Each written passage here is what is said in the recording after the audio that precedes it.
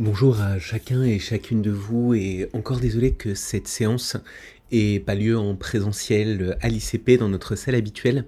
Je vais essayer au mieux que de vous redonner même un peu l'ambiance de cours, de m'exprimer comme je l'aurais fait en cours et comme il peut pas y avoir en direct l'espace de questions, vous verrez que je vous ai envoyé par mail deux horaires possibles où je serai connecté par Zoom et où je pourrai répondre à vos questions, et si vous en avez d'autres ou que vous pouvez pas être disponible à ces deux horaires, n'hésitez pas à m'envoyer un message et je pourrai également vous répondre soit par mail, soit vous pouvez aussi garder vos questions de côté pour le moment où on se reverra lundi. Et je serai très heureux de pouvoir vous répondre à ce moment-là. Donc déjà, dans la continuité de ce qu'on a fait lundi, je voulais ajouter deux choses suite à des questions qui m'ont été posées à la fin du cours. La première, c'est... j'ai évoqué les textes du Nouveau Testament et les textes de l'Antiquité en général en vous disant il faut qu'on fasse attention. C'est des textes qu'il faudrait voir comme des textes littéraires, il faut les voir comme des textes complexes, et c'est pas simplement des textes qui cherchent à nous faire passer un message simple, c'est pas des comptes rendus. Et peut-être que je devrais, en parlant avec l'un d'entre vous, je me dis que je pourrais être un peu plus précis là-dedans. C'est peut-être pas le mot de texte littéraire qui convient le mieux. En effet, quand je parle de texte littéraire, finalement, j'importe sur les textes de l'Antiquité une certaine conception de ce que nous, on appelle littérature, de ce qu'on appelle à l'époque moderne littérature, et c'est peut-être quelque chose qui est un peu anachronique. Et c'est aussi peut-être quelque chose qui est un peu inexact. En fait, ce que je me rends compte, je voulais dire par là, c'est que ces textes-là doivent être vus avec leur complexité de texte. Ces textes-là doivent être vus, doivent pas être réduits à quelque chose de simple, qui serait une suite de commandements à appliquer, une suite d'événements dont les lecteurs et lectrices devraient simplement prendre acte. C'est des textes qui sont denses, c'est des textes qui sont complexes. Et leur complexité n'est pas évidente à évaluer. Leur complexité, cette communication que je propose de voir comme complexe, on peut en quelque sorte l'analyser à partir de parallèles dans la littérature de l'Antiquité en général. Il y a des textes où on se rend compte de certains mécanismes littéraires qui sont un peu plus identifiables et qu'on peut retrouver importés dans les textes qu'on étudie dans le cadre de ce cours. Je vous donne deux exemples. Un exemple que j'ai donné justement dans la discussion de ce cours, à l'issue du cours de lundi, c'est dans l'Antiquité. Là, je suis vraiment dans l'Antiquité avant les textes du Nouveau Testament. Dans le monde grec, on a un texte attribué à Hésiode qui s'appelle la Théogonie et qui est le texte le plus ancien, le principal texte qu'on ait sur les dieux de la mythologie grecque. Et ce texte, la Théogonie d'Hésiode, se présente comme une révélation faite à Hésiode, parce que Hésiode, l'auteur, se met en scène lui-même dans la Théogonie, dans les premiers vers de la Théogonie, qui est un texte en vers, et il recevrait une révélation de la part d'une catégorie de déesses très particulière qui s'appelle les Muses.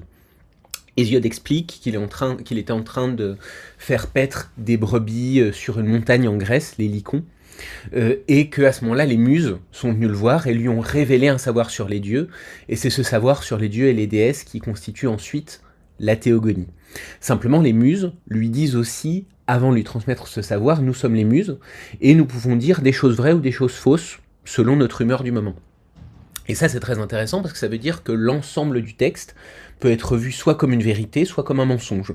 Soit on se dit, ces Muses qui nous ont dit on peut dire des choses vraies ou des choses fausses ont l'air d'avoir été bien lunées au moment où elles ont rencontré Hésiode, et du coup, elles disent sans doute des choses vraies. Ou alors elles sont taquines et peut-être qu'elles disent des mensonges. Et jusqu'au bout, y a un peu cette ambiguïté qui peut nous surprendre parce que justement, c'est un texte qui a l'air d'être religieux, qui a l'air de parler de dieux, de déesses, de personnages importants. Là, je suis pas au moment des textes du Nouveau Testament. La Théogonie d'Hésiode, c'est un texte qui est qu'on date du 7e siècle avant l'ère chrétienne, donc je suis 8 siècles avant les textes du Nouveau Testament, dans des textes qui sont peut-être plus contemporains des premières versions des textes de la Bible juive, les textes de l'Ancien Testament catholique, mais j'ai au moins un précédent pour me dire c'est pas absurde, de penser que dans l'Antiquité, il peut y avoir des trucs un peu surprenants, des textes qui peuvent être ambigus, des textes qui peuvent être ambigus comme l'ambiguïté que je vous proposais de lire dans le discours eschatologique de Matthieu 24, à savoir, c'est un texte qui parle de la fin des temps, mais c'est aussi en même temps un texte qui parle de la passion du Christ, et finalement les deux existent en même temps sans qu'on puisse trancher, parce que peut-être c'est pas dans l'intention de l'auteur de trancher. Donc là, ce que je voulais dire, c'est que ces textes du Nouveau Testament sont plus complexes qu'il n'y paraît. Il ne faut pas qu'on les voit comme des choses simples. Ce serait peut-être, finalement, c'est peut-être les voir comme des choses simples qui seraient anachroniques. Si je les replace dans les textes de l'Antiquité en général, y compris une Antiquité vue un peu largement, là j'inclus Hésiode 7 siècles avant le Nouveau Testament, bah je me rends compte que c'est plus fréquent qu'on pourrait le penser, des textes de l'Antiquité qui fonctionnent sur deux niveaux, qui sont ambigus par exemple, et peut-être que ce serait anachronique de parler de textes littéraires, mais en tout cas ce serait justifié de parler au moins de textes complexes. Un élément qui peut nous éclairer là-dedans, une référence qui peut nous éclairer là-dedans, c'est un texte d'un évêque anglican que je vous ai mis dans la bibliographie du TG. C'est un évêque qui s'appelle John Shelby Spong, donc on ne peut pas soupçonner de donner une lecture athée de la Bible a priori, et qui propose de lire les textes du Nouveau Testament déjà d'une manière très historienne, et très historienne un peu terre-à-terre. Une de ces idées, par exemple, c'est que les évangélistes, les personnes qui sont derrière les évangiles, peuvent pas avoir été témoins de la confrontation entre Jésus et le diable au désert. Or, il y a 3 évangiles qui racontent une confrontation entre Jésus et Satan dans le désert. Et apparemment, il n'y a pas de témoin dans chacun de ces récits. Donc, qu'est-ce que ça veut dire? Est-ce qu'il faut supposer que cette rencontre a vraiment eu lieu et que Jésus l'a raconté à ses disciples et qu'on n'a pas dans les textes un récit où Jésus le raconte aux disciples? Est-ce qu'il faut imaginer que c'est imaginaire? En tout cas, il y a là quelque chose dont on peut douter un peu historiquement. Un autre exemple qu'il donne, c'est la crucifixion. Si on admet que Jésus a été crucifié par les Romains qui ont peur que ce soit un opposant politique, et cette réalité de la crucifixion de Jésus, autorisée par les Romains, qu'ils voient comme un dissident, c'est quelque chose qui est attesté dans les évangiles, mais aussi par d'autres sources. Si on accepte ça, eh ben c'est pas possible que normalement il y ait eu des témoins près de la croix. Si je suis un homme politique romain, et que j'exécute un opposant, j'ai pas envie qu'il y ait des gens qui viennent. Parce que je veux pas que ce dissident sur la croix ait l'occasion de lancer un message de révolte, et j'ai envie qu'il soit exécuté sans témoin. Donc très probablement, Jésus a été crucifié sans témoin. Du coup, qu'est-ce qu'on fait des paroles recueillies par Jésus sur la croix? Qu'est-ce qu'on fait des paroles qu'il adresse à sa mère et à Jean selon l'évangile selon Jean, etc., etc. Eh bien, d'après lui, tout ça, le récit du désert, tous les passages des évangiles pour lesquels apparemment il n'y a pas de témoin, mais pour lesquels il y a quand même un récit, il faut le comprendre à partir d'une intention des auteurs. Les personnes qui sont à l'origine des évangiles ont visiblement vécu une expérience qui les a transformés. Une expérience qui a sans doute été au contact de Jésus, directement ou indirectement, une expérience qui a été au contact d'un Jésus qui faisait des miracles, une expérience qui a changé leur vie, et c'est cette expérience qu'ils veulent transmettre à leurs lecteurs ou à leurs lectrices. Or, pour transmettre cette expérience, c'est pas d'abord un ensemble de faits. C'est d'abord un effet que je veux faire sur le lecteur ou la lectrice. Je veux faire réagir mon lecteur ou ma lectrice. Si je suis dans une perspective croyante, je veux le convertir. Et la conversion, c'est pas simplement recevoir un compte-rendu factuel des événements, c'est avoir un récit qui me fait frissonner, qui me fait peur, qui m'effraie, qui me bouleverse, qui me rend heureux, etc. Et c'est peut-être comme ça qu'il faut concevoir les textes des évangiles. Pas forcément littéraires, je vous disais, je recule un peu maintenant devant cette conception, mais en tout cas des textes qui veulent faire un effet. Et un effet, c'est pas simplement un compte-rendu factuel. Voilà. Second élément que je rajoute par rapport à notre séance, c'est suite à une question qui m'avait été posée en cours cette fois, sur qui est à l'origine des textes des évangiles. Parce que très rapidement, les manuscrits nous attribue les 4 évangiles canoniques, en tout cas, à des figures.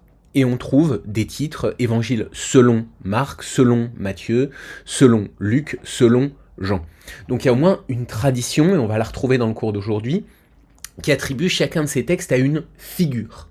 Comment est-ce que je rend ça compatible avec ce que je vous avais dit. C'est visiblement des textes qui ont été composés par plusieurs personnes, qu'il faut plutôt que les historiens considèrent plutôt attribuables à une communauté, et qui ont été rédigés aussi au fil du temps, par plusieurs personnes successivement. Et ben, là, il y a quelque chose, effectivement, il y a quelque chose qui peut poser problème. En fait, ce qui peut nous gêner là-dedans, c'est l'idée d'inspiration. Parce qu'une des visions traditionnelles du Nouveau Testament, dont on a déjà des traces dans les textes de l'Antiquité, on en verra un exemple aujourd'hui dans le fragment le fragment de Muratori, c'est l'idée que chaque texte est attribuable à un auteur qui aurait reçu l'inspiration de l'Esprit Saint, et c'est ce qui donne la valeur à ce texte. En vrai, peut-être qu'on peut se sortir de... On peut réfléchir à ça de deux façons. La première façon, en particulier dans une approche croyante, ce serait de se dire que l'idée d'un ouvrage collectif, écrit au fil du temps, avec des problèmes de transmission matérielle, parce qu'on a vu que finalement les textes qui nous ont été transmis sont marqués parfois par des accidents de transmission matérielle. On en verra pareil des exemples aujourd'hui. Ces textes-là, cette création collective à travers le temps, à travers la matérialité, n'empêche pas l'inspiration de l'Esprit Saint. En fait, l'inspiration de l'Esprit Saint devrait être conçue d'une manière pas simpliste, pas la voix de l'Esprit Saint s'adresse à une personne qui écrit, mais plus complexe, plus collective. C'est l'Esprit Saint qui agit dans une entreprise collective au fil du temps. Finalement, si je peux me permettre la comparaison, c'est un petit peu la même chose que la théorie de l'évolution revue par Teilhard de Chardin. Teilhard de Chardin, c'est un père, un prêtre catholique qui est en même temps très scientifique et qui en particulier a travaillé en paléontologie, donc l'étude des fossiles, des dinosaures en gros, etc. Et qui rend ça tout à fait compatible avec l'idée d'une création par Dieu. Son idée, c'est qu'il y ait une évolution, n'empêche pas que tout ait été créé par Dieu. C'est simplement qu'il faut sortir d'un schéma simpliste de Dieu a créé le monde en 7 jours. Dieu n'a pas créé le monde en 7 jours, mais il l'a créé à travers tous les accidents de l'évolution, dans quelque chose qui finalement est très très très incarné. Et finalement, c'est un petit peu la même chose que je propose pour l'incarnation. Pour l'inspiration. Ce qui peut poser davantage problème, c'est rendre compatible l'idée d'une création collective avec des témoignages antiques où, dès l'Antiquité, pareil dans le fragment du canon de Muratori, on nous dit que c'est un auteur qui a écrit tel texte. Et là, effectivement, même en tant que dans une perspective historienne, on pourrait se dire il y a problème. Comment est-ce que je fais pour rendre compatible le fait que d'un côté, il semblerait bien que les textes ont été écrits au fil du temps par une collectivité, et le fait que dans l'Antiquité, donc quasiment de manière contemporaine, on me dit tel auteur, tel texte c'est Marc, tel texte c'est Matthieu, tel texte c'est Jean, et pas quelqu'un d'autre. Eh bien, une manière de comprendre ici, ce serait de se dire que les auteurs de l'Antiquité mettent pas la même chose que nous derrière l'idée d'auteur. Quand ils nous disent « ça a été écrit par Marc », eh ben c'est pas aussi simple qu'il y a un individu qui s'appelle Marc qui a écrit. On verra qu'il y a des pistes un peu comme ça dans le canon de Muratori, mais il y a, en tout cas, on peut garder en tête que même quand les textes de l'Antiquité nous disent « c'est un texte écrit par Marc », c'est pas aussi simplement que nous, on considère qu'un texte a été écrit par Marc. Je continue ce cours en reprenant quand même un tout petit peu les textes que j'ai survolés un peu rapidement lundi. Donc là, je reprends l'exemplier de lundi. Vous pouvez mettre, j'espère, l'enregistrement sur pause pour pouvoir retrouver en même temps que moi. On avait eu le temps de commenter pas mal la fin de l'Évangile selon Jean. Là où on a commencé à aller un petit peu plus rapidement, c'est sur les textes du Nouveau Testament parmi les genres littéraires de l'Antiquité, ce que j'ai proposé d'appeler le thème 2. Et on commençait avec quelques éléments sur l'intertextualité avec la Bible juive. Et je vous donnais comme exemple Genèse 1.1, Marc 1.1, Jean 1.1. Donc visiblement ici, Marc et Jean ont l'air d'écrire en ayant en tête la Genèse. Ça montre qu'ils s'inscrivent dans un certain contexte culturel, et ce qui va pouvoir nous poser problème en tant qu'historien, c'est l'interprétation de ce contexte culturel, l'interprétation de ce qu'on pourrait appeler une ère culturelle. Est-ce que le fait qui reprennent la Genèse, Genèse 1.1, c'est une manière de s'inscrire parmi les gens qui lisent Genèse 1.1, ce qu'on pourrait appeler la communauté de lecture de Genèse 1.1. Est-ce que ça veut dire du coup qu'ils s'inscrivent dans ce qu'on pourrait appeler le judaïsme, puisque le judaïsme considère Genèse comme un de ses textes sacrés, ou est-ce qu'il faudrait plutôt voir cette réécriture comme un moyen de transformer la Bible juive? Et ici, là, le débat est ouvert. Donc, il y a un phénomène précis qui est Genèse 1.1 est repris en Jean 1.1 et en Marc 1.1, et je peux l'interpréter de deux façons. Et la vérité, elle est sûrement un peu entre deux. D'une part, ça montre l'inscription de ces textes dans le judaïsme, mais en même temps, ces textes font quelque chose de nouveau à partir de Genèse 1.1, quelque chose qui pourrait paraître subversif du point de vue du judaïsme. Par exemple, le commencement, Genèse 1.1 devient chez Marc le commencement de l'évangile de Jésus-Christ. Chez Jean 1.1, dans Jean 1.1, la Genèse devient un moment pour lequel Jean donne des informations qui n'étaient pas dans la Bible juive. Donc à ce moment-là, je suis dans quelque chose d'assez différent. En fait, il me semble que c'est dans cette intersexualité qu'on peut identifier quelque chose de l'ordre de la continuité et en même temps de la rupture entre le judaïsme et le christianisme, même si le contenu de judaïsme, le contenu de christianisme, c'est quelque chose, on en a déjà parlé, on va continuer à en parler, qui peut continuer à à être discuté. Ensuite, je vous proposais un ensemble de textes qui situent un texte chrétien, deux textes chrétiens plus précisément, par rapport à une autre ère culturelle. Il ne s'agit plus du judaïsme ici, il s'agit de ce qu'on pourrait appeler la culture grecque. Et plus précisément, je vous propose de situer deux textes du Nouveau Testament par rapport à un genre littéraire qu'on identifie en Grèce, qui est en Grèce au sens large, les pays de culture grecque, à l'époque où les Nouveaux Testaments sont écrits, qui est l'écriture de l'histoire, qu'on appelle aussi l'historiographie. Les textes du Nouveau Testament dont il est question, c'est un peu un texte double. C'est l'Évangile selon Luc, d'une part, et les Actes des Apôtres, d'autre part. En effet, ces deux textes sont distingués dans le Nouveau Testament, mais ils sont pensés dans une continuité.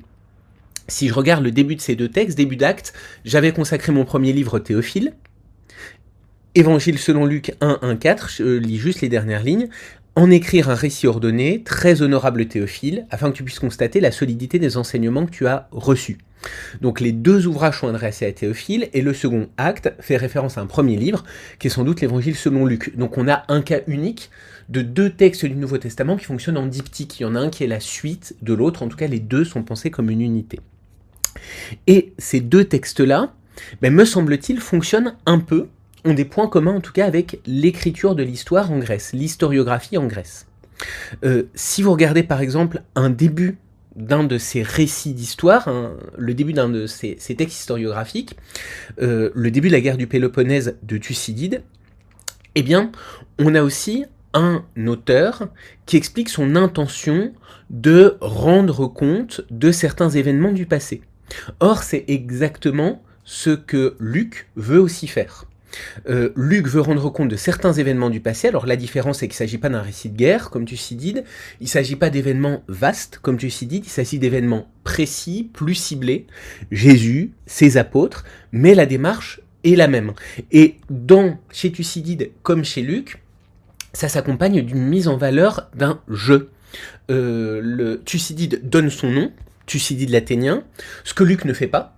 Luc donne le nom d'un destinataire possible, même si ce destinataire possible il n'est peut-être pas réel, parce que Théophile c'est celui qui aime Dieu ou qui est aimé de Dieu, donc c'est peut-être n'importe quel lecteur qui est appelé à aimer Dieu et à être aimé de Dieu en lisant l'Évangile selon Luc et en lisant les Actes des Apôtres, mais l'auteur en tout cas est là avec un je qui commente sa propre démarche. Donc là il y a un point commun. On cherche à rendre compte d'événements du passé, on commente sa propre démarche à la première personne du singulier, et il y a aussi le fait que Luc situe son entreprise par rapport à d'autres auteurs qui ont l'air d'avoir fait la même chose. Et début de l'Évangile selon Luc, puisque beaucoup ont entrepris de composer un récit des événements accomplis parmi nous, d'après ce que nous ont transmis ceux qui furent dès le début témoins oculaires et qui sont devenus serviteurs de la parole, il m'a paru bon à moi aussi, après m'être soigneusement informé de tout à partir des origines, d'en écrire pour toi un récit ordonné. C'est intéressant pour nous parce que Luc ici témoigne du fait qu'à son époque, il y a d'autres récits qui circulent sur Jésus, et en même temps, ce fait de se positionner par rapport à d'autres récits, c'est assez typique de l'historiographie dans l'Antiquité grecque. Typique également de l'historiographie dans l'Antiquité grecque, c'est cet accent sur la vue. D'après ce que nous ont transmis ceux qui furent dès le début les témoins oculaires. Les témoins oculaires, c'est les témoins qui ont vu. Et vous, si vous vous en souvenez, on a parlé d'Hérodote, qui commence ses histoires en mettant un primat sur la vue. Ce qu'il va raconter, c'est des choses qu'il a vues ou dont il a vu des témoignages. Et ça, on retrouve ça chez Luc. Donc, je ne sais pas si Luc a lu Hérodote, s'il a lu Thucydide, s'il est au courant simplement des codes de l'écriture de l'histoire. Il faudrait rajouter au dossier certains auteurs juifs qui écrivent en grec pour faire de l'histoire et qui ont des codes qui ressemblent à ceux d'Hérodote et Thucydide. Je vous ai mis un exemple, Flavius Joseph, La guerre des Juifs, qui raconte la guerre au cours de laquelle, en 70, le temple sera rasé, détruit. On en a parlé la dernière fois. Mais ici, il y a en tout cas une zone de contact entre le christianisme et la culture grecque. Et on est ici dans, un peu comme l'exemple je reviens pas sur l'exemple d'après, j'avais eu un petit peu plus de temps pour le commenter, c'est Paul qui est comparé à Socrate, avec des petites références qu'on trouve dans les Actes. Mais il y a ici quelque chose qui a été débattu. Un certain protestantisme, par exemple, a voulu purger le Nouveau Testament de certaines influences grecques. Et c'est à ce moment-là Paul qui a été un peu vu comme l'ennemi parce que Paul importerait Luc surtout importerait par exemple dans les Actes certains éléments grecs, mais Paul aussi par certains aspects importerait certains éléments grecs qui contamineraient un certain message un peu qui paraîtrait plus authentiquement chrétien. La vérité, c'est qu'on ne peut pas distinguer les deux, que le christianisme émerge à partir de différentes influences, des influences qui seraient à définir pour chaque auteur. Je prends un petit peu plus de temps aussi pour la fin de l'exemplier de lundi, où je vous évoquais des témoignages sur un Jésus historique. Là, on est un petit peu dans un dossier sur qu'est-ce qu'on peut dire d'un personnage historique de Jésus en dehors des textes du Nouveau Testament. Un des exemples, une des sources qu'on a, c'est le Talmud, qui est un texte du judaïsme. Alors qu'est-ce que c'est que le Talmud ? C'est une compilation de traditions orales. Et d'ailleurs, ça se présente comme tel. C'est une compilation de tel sage a dit ceci, tel maître a dit cela, parfois le maître ou les maîtres sont anonymes. Vous voyez que c'est le cas dans l'exemple qu'on a ici, nos maîtres ont enseigné quelque chose. Et de ce fait, c'est un texte qui n'est pas facile à dater, parce que apparemment, ces traditions orales se compilent pendant plusieurs années, et c'est seulement à la toute fin de l'Antiquité tardive, je vous ai mis les dates dans la chronologie, à la limite du Moyen-Âge, que les Talmuds plutôt, parce qu'il y en a deux, Talmud de Jérusalem, Talmud de Babylone, trouvent leur forme un peu définitive. Donc c'est un matériau qui n'est pas facile à dater. Mais dans ce Talmud de Babylone, dans plusieurs passages, il est question d'un, je suis à la 3e ligne de l'extrait, un Yeshu Notzri, qui a l'air d'être une version hébraïque de Jésus le Nazaréen. Ici, le Jésus le Nazaréen dont il est question, c'est dans un récit un peu complexe, je ne vais pas rentrer dans les détails, je reprends juste 2-3 détails. 4 lignes avant la fin, ce Jésus de Nazareth, le Jésus nazaréen, à la fin dressa une brique et se prosterna devant elle. Qu'est-ce que c'est que cette histoire de brique ? Généralement, on interprète cette brique comme étant un signe de la croix. C'est quoi le rapport entre la brique et la croix ?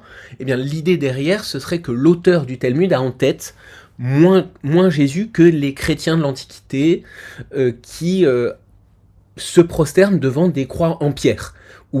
Et la pierre, la brique, c'est quasiment la même chose.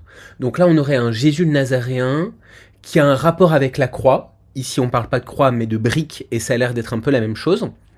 Et qui est rejeté à la fin comme un sorcier ayant séduit et fourvoyé Israël. Donc ça, visiblement, ce serait une trace de Jésus le Nazaréen vue de manière négative, parce qu'on est du point de vue d'un judaïsme qui n'est pas chrétien. Une autre tradition qu'on trouve dans le Talmud, donc je vous ai mis dans il y a deux sources de cette tradition. Il y en a une que vous avez dans l'exemplier de lundi, il y en a une autre que vous avez dans l'exemplier que je vous ai envoyé. Donc là, je suis désolé, tout n'est pas tout à fait ordonné. Je suis ici dans texte 3, Jésus dans le Talmud, je reprendrai les choses, je vais vous commenter ça rapidement maintenant, et tout à l'heure on reprendra le nouvel exemplier dans l'ordre, et les choses seront bien ordonnées. Pas besoin d'aller regarder dans l'exemplier, on reste dans l'exemplier de lundi. Cet exemplier de lundi rend compte d'une tradition, donc cette tradition, on la trouve dans le Talmud, mais on la trouve aussi chez un philosophe païen qui s'appelle Cels, et dont on n'a pas les textes, mais ces textes ont été transmis par un auteur chrétien qui répond à ce philosophe grec. Donc on a un philosophe grec qui a écrit un ouvrage contre les chrétiens, et on n'a pas cet ouvrage, on a simplement un ouvrage chrétien qui a été écrit en réponse à cet ouvrage de critique du christianisme, donc qui cite cet ouvrage anti-chrétien pour y répondre, et du coup on connaît cet ouvrage anti-chrétien par c'est l'ouvrage d'origine qui y répond, donc on appelle donc le contre-Cels. Ce philosophe Cels raconte que Jésus n'était pas du tout le fils de Dieu, mais qu'il était le fils d'une juive et d'un soldat romain qui s'appelle Panthère. Donc on a ça chez Cels. Si je vais dans le Talmud, il est également question d'un Jésus, fils de Panthéra, Yeshua ben Panthera en araméen, avec des variantes, parfois c'est Panthéra, parfois c'est Pandera, Pandora, Pandira, etc. Mais en tout cas, il y a l'air d'y avoir un nom qui revient plusieurs fois. Donc qu'est-ce qu'il y a derrière cette tradition ? Visiblement, il y a une allusion à Jésus de manière négative, puisque Jésus est vu comme pas du tout le fils de Dieu, mais comme le fils d'un soldat romain. En plus, si j'écris d'un point de vue juif, ça veut dire que Jésus est, par le sang, au moins à 50% un occupant, puisqu'il est le fils d'un des occupants romains. Et peut-être que derrière le nom de Panthéra, il faudrait voir une allusion au fait que la mère de Marie est censée être une parthénos. Je vous ai mis, vous verrez c'est ça, dans l'exemplier de lundi, vous avez le texte de Matthieu, où il est question de cette parthénos. Matthieu 1, 18, 22, 23, « Or la naissance de Jésus-Christ arriva ainsi. Marie, sa mère, ayant été fiancée à Joseph, se trouva enceinte de par l'Esprit Saint, avant qu'ils eussent été ensemble. Or tout cela arriva, afin que fût accompli ce que le Seigneur avait déclaré par le prophète, disant, « Voici la Vierge sera enceinte, elle enfantera un fils. » Le mot grec parthénos, il est là. Il est dans Vierge, c'est le mot qui veut dire Vierge. « Voici la parthénos sera enceinte, la Vierge sera enceinte. » Donc une des interprétations qu'on donne de ce Panthéra, dans le Talmud, c'est que ce serait une déformation de ce parthénos. Parthénos, la Vierge devient Pandéra, ou Panthéra, Pandéra, Pandora, le nom d'un soldat romain qui en plus, effectivement, comme en français, a un lien avec l'animalité. Ça reste la panthère. Donc il y aurait ici une réécriture des traditions chrétiennes, mais dans un sens parodique, dans un sens hostile. Parthénos, la Vierge, devient Panthéra, un soldat romain. Petite parenthèse, ce qui rend le passage de Matthieu compliqué, c'est que ce mot Parthénos, il peut vouloir dire vierge, mais il peut vouloir dire aussi jeune fille. Donc en fait, le passage de Matthieu pourrait simplement être « la jeune fille sera enceinte ». Il n'y a pas forcément de notion de virginité dans l'évangile de Matthieu, dans le texte grec. La notion de virginité, elle apparaîtra plus tard avec le dogme de la virginité de Marie. Donc voilà, premier ensemble de documents historiques sur un Jésus en dehors du Nouveau Testament, c'est ces passages du Talmud et ce passage de Cels sur Jésus le Nazaréen, qui serait un sorcier du côté du Talmud, le fils d'un soldat romain du côté du Talmud et du côté de Cels, et du coup pas le fils de Dieu. Autre document qui nous intéresse, Flavius Joseph. Flavius Joseph, je l'ai évoqué tout à l'heure comme étant un historien juif. Et de ce fait, Flavius Joseph, qui écrit l'histoire de son temps, évoque aussi Jésus parce qu'il considère que Jésus a été un des personnages importants de son époque. Il évoque Jésus, mais il évoque aussi Jean le Baptiste. Le premier extrait que je vous ai donné, c'est une évocation de Jean le Baptiste, paragraphe 116 du livre 18 des Antiquités juives. Il y avait des Juifs pour penser que si l'armée d'Hérode avait péri, il a été question d'une défaite d'Hérode avant, c'était par la volonté divine. Je vous ai pas mis la translittération en grec cette fois-ci, mais c'est pas le plus important. et en juste vengeance de Jean surnommé Baptiste. Donc il est question d'un Jean le Baptiste chez Flavius Joseph. Flavius Joseph nous apporte un autre témoignage historique sur l'existence de Jean le Baptiste. Vous verrez que dans la suite, il donne également des détails sur le fait que Jean le Baptiste pratiquait le baptême et que c'était un baptême pour la purification. Il évoque la purification de l'âme par la justice. Et il évoque également des circonstances de la mort de Jean le Baptiste. Ce sont cependant des circonstances qui sont différentes de celles qui nous sont racontées dans le Nouveau Testament. Dans le Nouveau Testament, Jean le Baptiste est arrêté parce qu'il conteste un mariage entre Hérode et la femme de son frère. Chez Flavius Joseph, ce sont d'autres raisons. Hérode a surtout peur que Jean le Baptiste soit à l'origine d'une révolte. Jean le Baptiste a l'air, pour le roi, d'être un fauteur de troubles. Qu'en est-il maintenant de Jésus-Christ chez Flavius Joseph ? Eh bien, il y a un passage très célèbre qu'on a fini par appeler le Testimonium Flavianum. Ce passage, c'est le suivant. Si je vais dans Antiquité juive 18, 63-64, vous avez ça dans l'exemplier de lundi, Flavius Joseph nous dit la chose suivante. « Vers le même temps vint Jésus, homme sage, si toutefois il faut l'appeler un homme. Car il était un faiseur de miracles, et le maître des hommes qui reçoivent avec joie la vérité, et il attira à lui beaucoup de juifs, et beaucoup de Grecs, c'était le Christ. » Deux possibilités d'interprétation de ce texte. On a ce texte, il existe sous différentes variantes. Il a été repris par Origène. On le trouve également dans une version arabe qui est un petit peu différente. Là, je vous ai mis les trois, mais je vais me concentrer sur la version grecque. Il a été interprété comme étant le signe que Flavius Joseph, bien que juif, reconnaissait la messianité de Jésus. Flavius Joseph termine son passage par « c'était le Christ ». Flavius Joseph a l'air aussi de faire l'éloge de ce personnage. Vers le même temps vint Jésus, homme sage, si toutefois il faut l'appeler un homme. Flavius Joseph a l'air de sous-entendre que Jésus est plus qu'un homme. Il ne dit pas qu'il est fils de Dieu, mais il a l'air de le sous-entendre. Il reconnaît également que Jésus a fait des miracles, qu'il était un ami de la vérité, il était le maître des hommes qui reçoivent avec joie la vérité. Donc on a pu, des chrétiens du Moyen-Âge notamment, ont pu interpréter ce texte comme, vous voyez, même Flavius Joseph qui est juif reconnaît que Jésus était quelqu'un d'exceptionnel et qu'il était plus qu'un simple humain. Ça, c'est la première interprétation. Deuxième interprétation, des historiens se sont dit, mais c'est trop beau pour être vrai.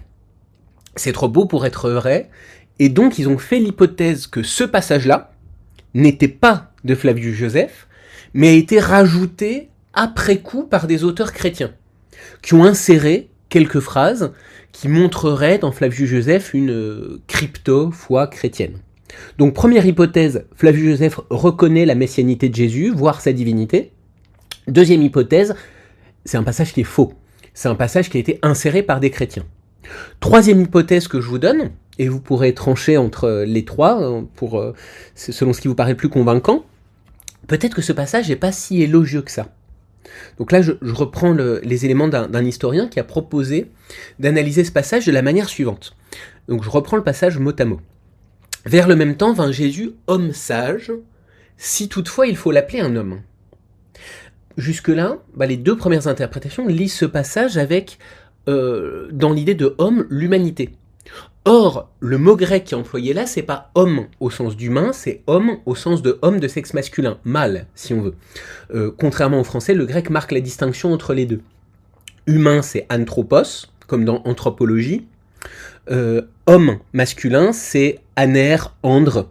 Le mot bouge un peu selon les déclinaisons, ce qui a donné andrologie, la spécialité médicale sur l'appareil génital masculin. Et ici, c'est le deuxième terme qu'on a. Donc, si je veux être plus précis dans la traduction, vers le même temps vint Jésus, homme sage, si toutefois il faut l'appeler un homme masculin, un mec, si vous me permettez l'expression. Si je le lis avec cette lecture-là, ce que Flavius Joseph dit, c'est peut-être pas que Jésus n'était pas tout à fait un humain, mais qu'il n'était pas tout à fait un vrai homme masculin, un vrai mâle, si j'ose dire. Le préjugé derrière, c'est que Jésus est peut-être un petit peu efféminé. Et c'est ce que Flavius Joseph pourrait dire aussi si je lis vraiment le message texto. Et de fait, ce qui va suivre, il était un faiseur de miracles et une expression qui, dans le contexte de l'Antiquité, peut être un peu péjorative. Un faiseur de miracles, c'est un peu un charlatan. Le maître des hommes qui reçoivent avec joie la vérité, si j'admets une lecture possiblement négative de Jésus, une lecture de ce passage comme étant une critique de Jésus, eh bien, peut-être qu'il n'est pas tant d'accord que ça avec les hommes qui reçoivent avec joie la vérité.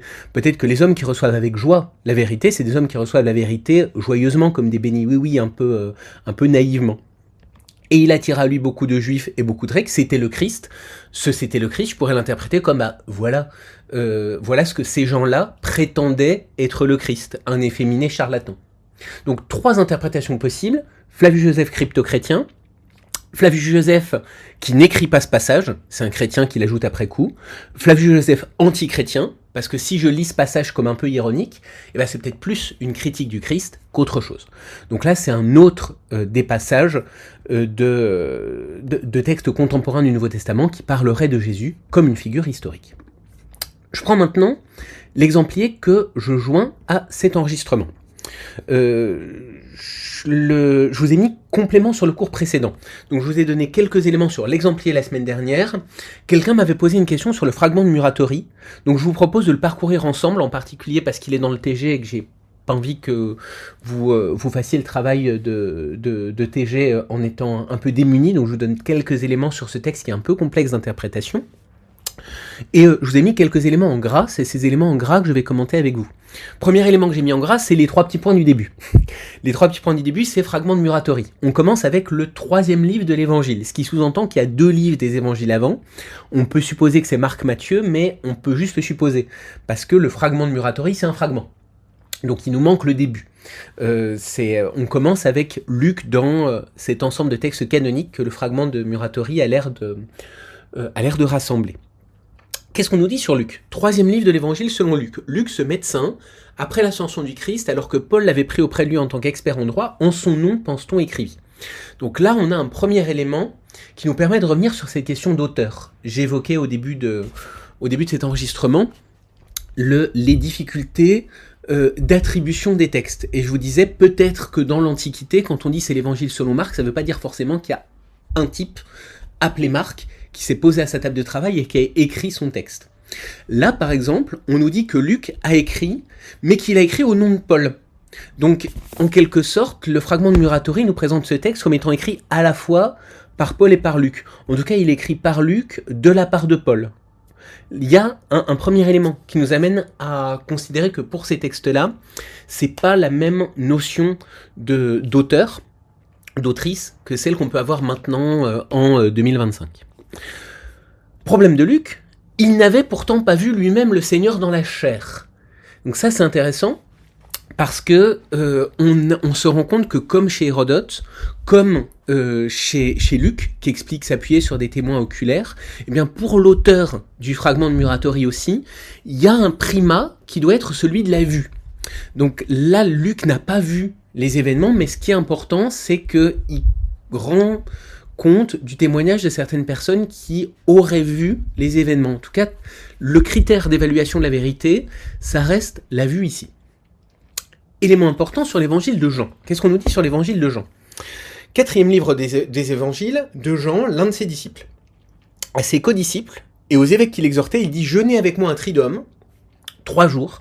Le fragment de Muratori est écrit en latin, donc il y a de temps en temps des termes latins qu'on a gardés. « Jeûnez avec moi 3 jours, et ce qui sera révélé à chacun, nous le narrerons les uns aux autres. » La même nuit, il fut révélé à André, l'un des apôtres, que Jean, avec l'assentiment de tous en leur nom, décrirait toute chose. Fragment très intéressant pour nous, parce qu'on a l'idée de révélation. L'évangile selon Jean est le résultat d'une révélation, et d'une révélation collective. À nouveau, par rapport à ces histoires d'auteurs, c'est l'œuvre de Jean, mais Jean rend compte de ce qui a été révélé à chacun, et ce que tout le monde s'est un petit peu raconté les uns aux autres. Donc il y a ici attestation d'une création communautaire du texte. Et le texte a l'air d'être un petit peu entre deux. On a en quelque sorte une version du texte où les gens reçoivent chacun une révélation et se le racontent les uns aux autres, mais en même temps c'est quand même Jean qui en leur nom va écrire toute chose. Du coup on ne sait pas si ce que Jean va écrire, il va écrire tout seul, et la révélation reçue par André, c'est qu'en fait il n'y a pas besoin de se raconter les uns aux autres, c'est Jean qui va faire ça pour tout le monde, ou alors, et là c'est difficile de trancher, Jean va être le rédacteur de tout le monde, finalement c'est lui qui va faire le compte-rendu de la réunion, où tout le monde va se raconter les uns aux autres ce que chacune a reçu. J'avance un petit peu. Le Jean, à nouveau, on retrouve cette histoire de vue, mais d'une manière particulière. Pour Jean, on nous dit, c'est les petits éléments que j'ai mis en gras juste avant la note 11, il ne se confesse pas seulement voyant et auditeur, mais aussi écrivain. Donc là, on retrouve l'histoire de la vue, le critère de la vue, qui a l'air important pour donner de l'autorité à ces textes, mais c'est rectifié après. Il n'est pas seulement l'homme qui a vu, il est aussi quelqu'un qui écrit. Donc visiblement, il y a l'air d'avoir aussi une autorité du texte écrit. En tout cas, quelque chose qui s'éloigne de la personne qui est légitime à écrire, c'est quelqu'un qui a vu.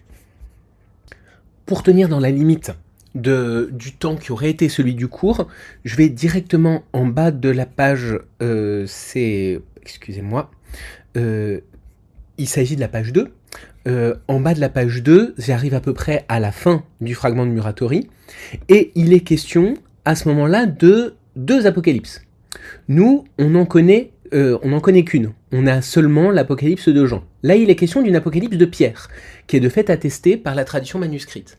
Mais l'apocalypse de Pierre, le fragment de Muratori nous dit « Certains ne veulent pas qu'elle soit lue dans l'Église ». Donc ici, c'est là que le fragment de Muratori est ambigu. Le fragment de Muratori donne pas une liste claire. Voilà les textes officiels de l'Église. Elle nous dit que pour l'apocalypse de Pierre, certains ne veulent pas. Donc là, on se borne à nous dire que pour l'apocalypse de Jean, il y a unanimité, que pour l'apocalypse de Pierre, il n'y a pas unanimité.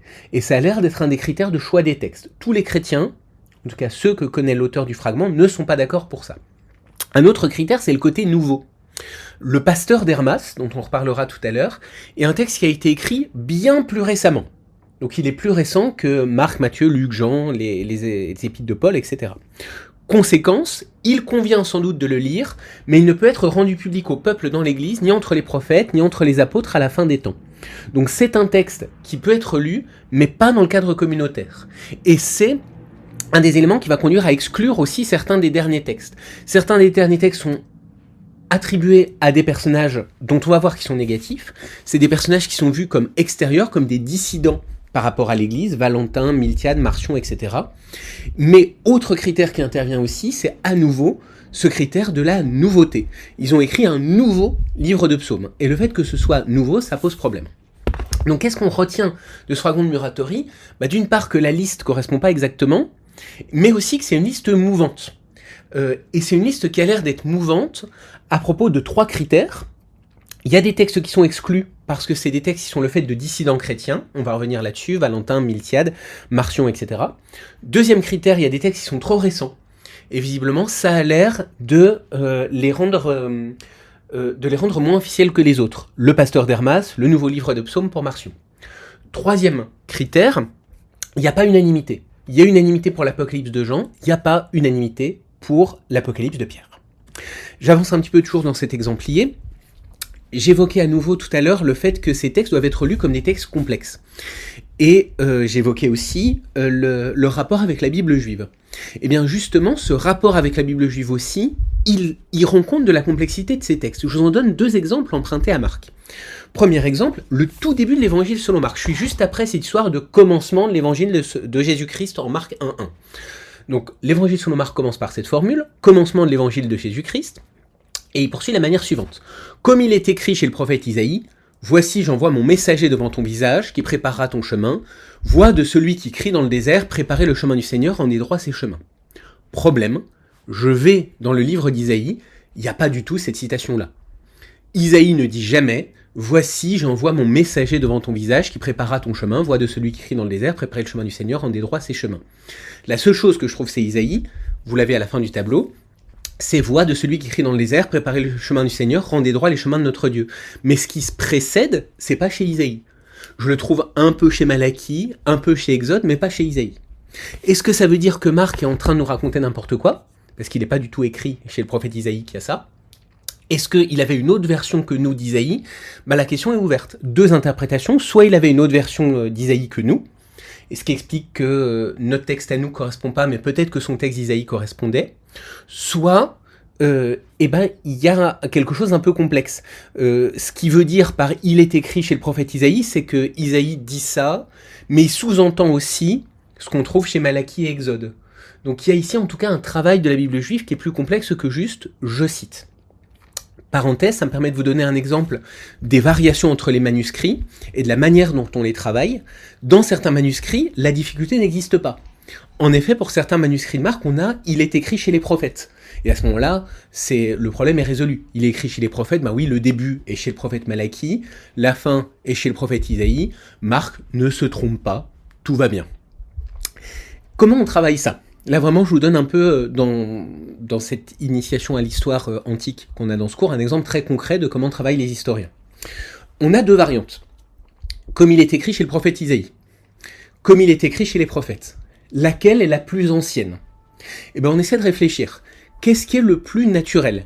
Est-ce que le plus naturel, ce serait quelqu'un a lu comme il est écrit chez les prophètes et il a corrigé en comme il est écrit chez le prophète Isaïe ? Ou est-ce que c'est au début, il y avait comme il est écrit chez le prophète Isaïe et après ça devient comme il est écrit chez les prophètes ? Ce qui a l'air de plus naturel, c'est la variante prophète Isaïe en premier. Un copiste a vu prophète Isaïe, s'est dit « Marc s'est trompé, donc je vais rectifier en les prophètes ». Donc la variante la plus ancienne, ça doit être chez le prophète Isaïe. Ça c'est une loi, une manière d'interpréter les manuscrits qu'on appelle en général la lectio difficilior. C'est en latin la lecture la plus difficile. Ce serait la lecture la plus difficile, ce qui pose le plus problème, qui serait le plus authentique, le plus ancien. Et c'est exactement comme ça que ça peut fonctionner ici. Autre exemple rapidement, de l'intersexualité un peu complexe de l'évangile selon Marc. Marc, en 2,26, fait dire à Jésus « N'avez-vous jamais lu ce que fit David quand il fut dans le besoin et qu'il eut faim, lui-même et ceux avec lui ?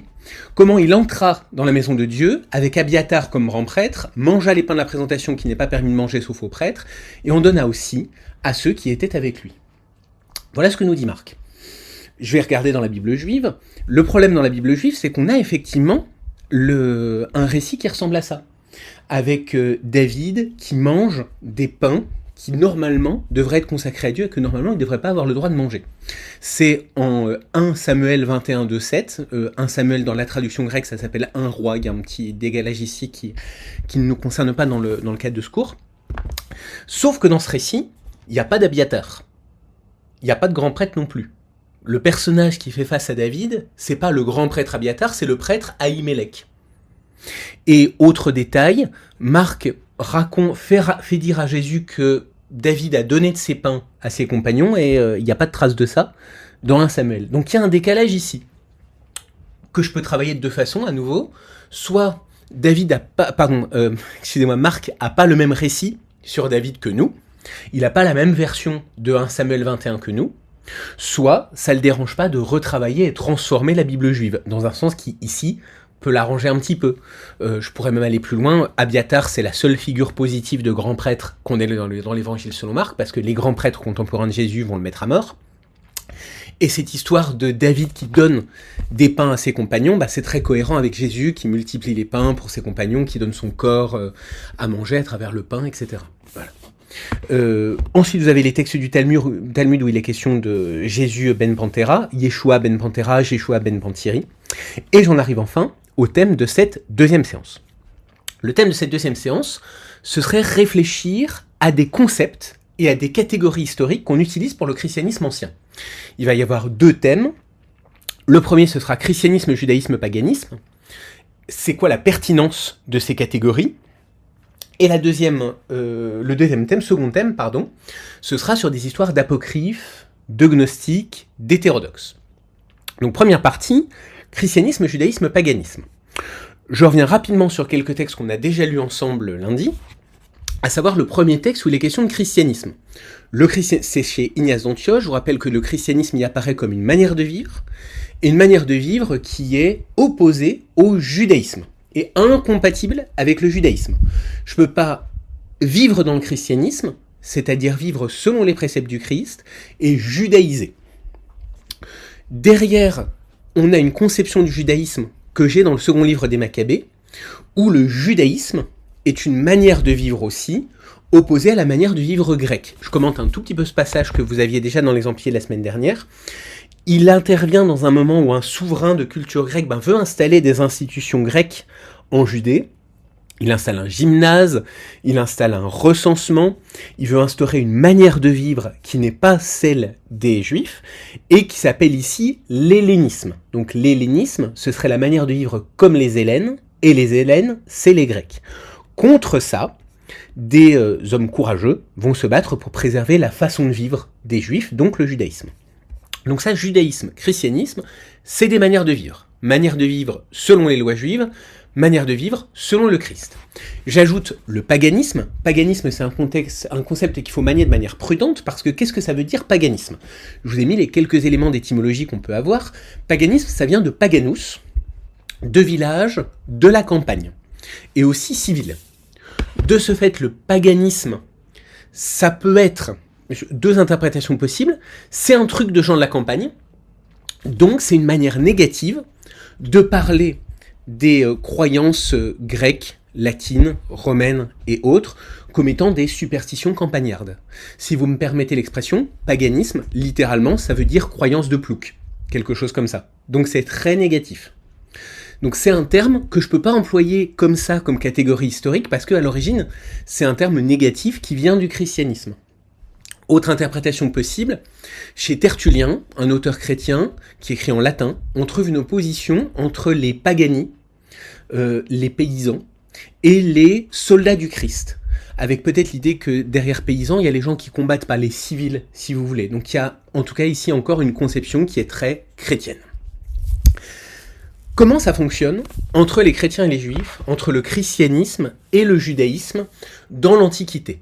En particulier, comment est-ce que ces deux manières de vivre coexistent ou se séparent? Comment ça se fait? Eh bien, c'est difficile à situer. Je vous le disais je vous le disais lundi, on est ici face à une histoire où il faut admettre qu'on a des angles morts. Mais on a quand même des îlots qui nous permettent, des témoignages qui nous permettent de rendre compte peut-être de certains moments. Et c'est ces moments que je vais essayer de parcourir avec vous maintenant. Les premières étapes, on les trouve dans le Nouveau Testament.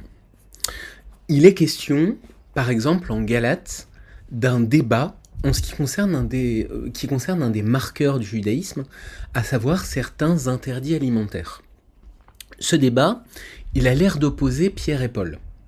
Paul reproche à Pierre de manger toutes sortes de nourriture quand les Juifs ne sont pas là, et quand des Juifs viennent le trouver, de ne manger que de la nourriture cachère, et d'obliger ses disciples à manger la nourriture cachère. Donc il y a l'air d'y avoir quelque chose qui se joue entre les Juifs et les chrétiens, à partir de ce marqueur du judaïsme qui est ce qu'on appelle en hébreu le kashrut, c'est-à-dire l'ensemble des règles alimentaires qui font que certaines nourritures sont autorisées et d'autres nourritures sont bannies. Et apparemment, la question existe au sein du christianisme, puisque Pierre a l'air d'avoir une attitude ambiguë par rapport à ça, alors que Paul a l'air d'avoir une attitude plus libérale par rapport à ça. La question a l'air d'être suffisamment importante pour que, autour de 50, il y ait une réunion à Jérusalem pour trancher la question. C'est ce que nous raconte le livre des Actes. La question... je vous parlais du kashrut, je voulais parler dans le cas de ce concile de Jérusalem, cette réunion de Jérusalem, c'est la question des rapports entre les chrétiens et les règles juives en général. Et plus précisément, c'est un autre marqueur de l'appartenance au judaïsme qui est la circoncision. Les juifs doivent être circoncis et c'est le signe d'une alliance avec le Dieu unique. Et la question se pose visiblement pour les chrétiens dans l'Antiquité. Est-ce que les chrétiens doivent se faire circoncire aussi? Est-ce que ça n'a plus de sens dans le cadre du christianisme? La question est ouverte. Et apparemment, la question est tranchée au cours d'une réunion à Jérusalem dont nous rend compte le livre des Actes en son chapitre 15. Je vous lis le début du passage. « Quelques hommes descendirent de la Judée à Antioche et donnèrent aux frères cet enseignement. Vous ne pouvez pas être sauvés si vous ne vous faites pas circoncire comme la loi de Moïse l'ordonne. » Paul et Barnabas les désapprouvèrent et eurent une violente discussion avec eux à ce sujet. On décida que Paul, Barnabas et quelques autres personnes d'Antioche iraient à Jérusalem pour parler de cette affaire avec les apôtres et les anciens. Texte intéressant, puisque apparemment dans ce texte, on évoquait tout à l'heure la question de comment l'Église est organisée. D'après le livre des Actes, l'Église chrétienne, le groupe des chrétiens, est organisé avec une primauté de certaines autorités qui se trouvent encore à Jérusalem à cette époque. Et ces autorités, parmi lesquelles Pierre, vont décider que non, la circoncision n'est pas obligatoire pour les chrétiens. Par contre, ils vont conserver certaines règles. Je vais un peu plus loin dans le texte. C'est Jacques qui prend la parole à ce moment-là et qui donne la décision de cette réunion. C'est pourquoi, ajouta Jacques, j'estime qu'on ne doit pas créer de difficultés aux personnes non juives qui se tournent vers Dieu. Donc, il n'y a pas de circoncision à leur demander. Mais écrivons-leur ceci, ne mangez pas de viandes impures provenant de sacrifices offerts aux idoles, gardez-vous de la débauche et ne mangez pas de la chair d'animaux étranglés, ni de sang. On arrive à la fin à quelque chose qui est ambigu. Qui est ambigu parce que, oui, la circoncision est bannie par cette assemblée, il n'y a pas besoin d'être circoncis pour être chrétien, mais par contre, on nous garde cette règle-là, ne mangez pas de la chair d'animaux étranglés ni de sang.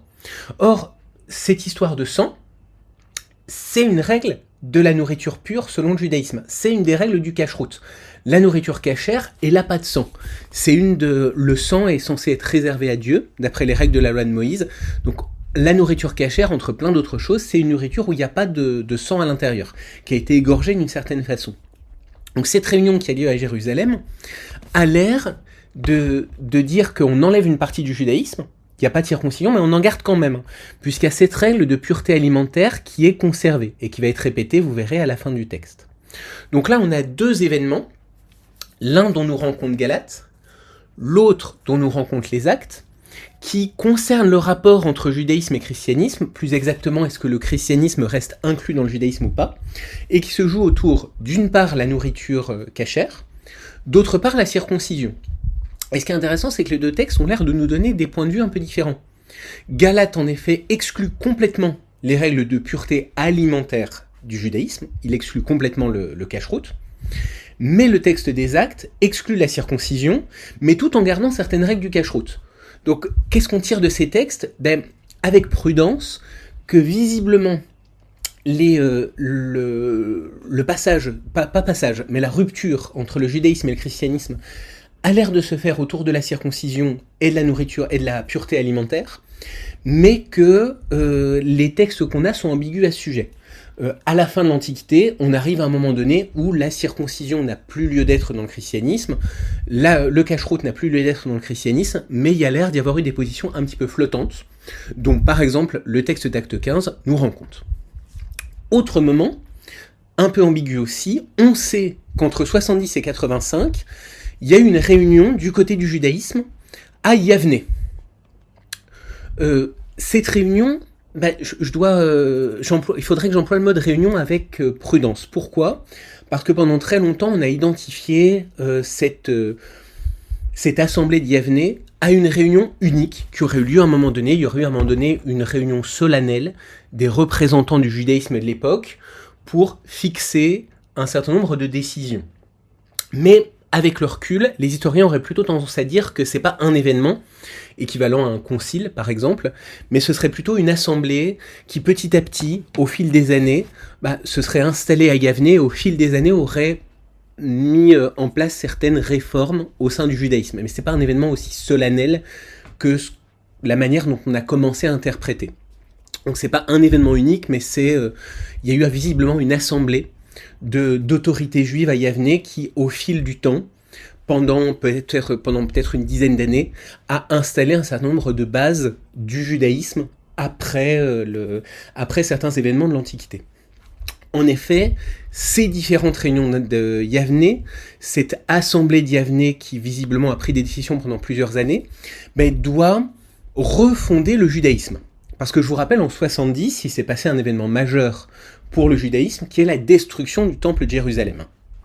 Or, le temple de Jérusalem, détruit par les Romains à ce moment-là, c'est le centre de la religion juive, c'est le centre de la religion juive, et c'est le sens de la religion juive. Le temple de Jérusalem, c'est pas seulement un lieu de culte, c'est un lieu où Dieu est censé être présent.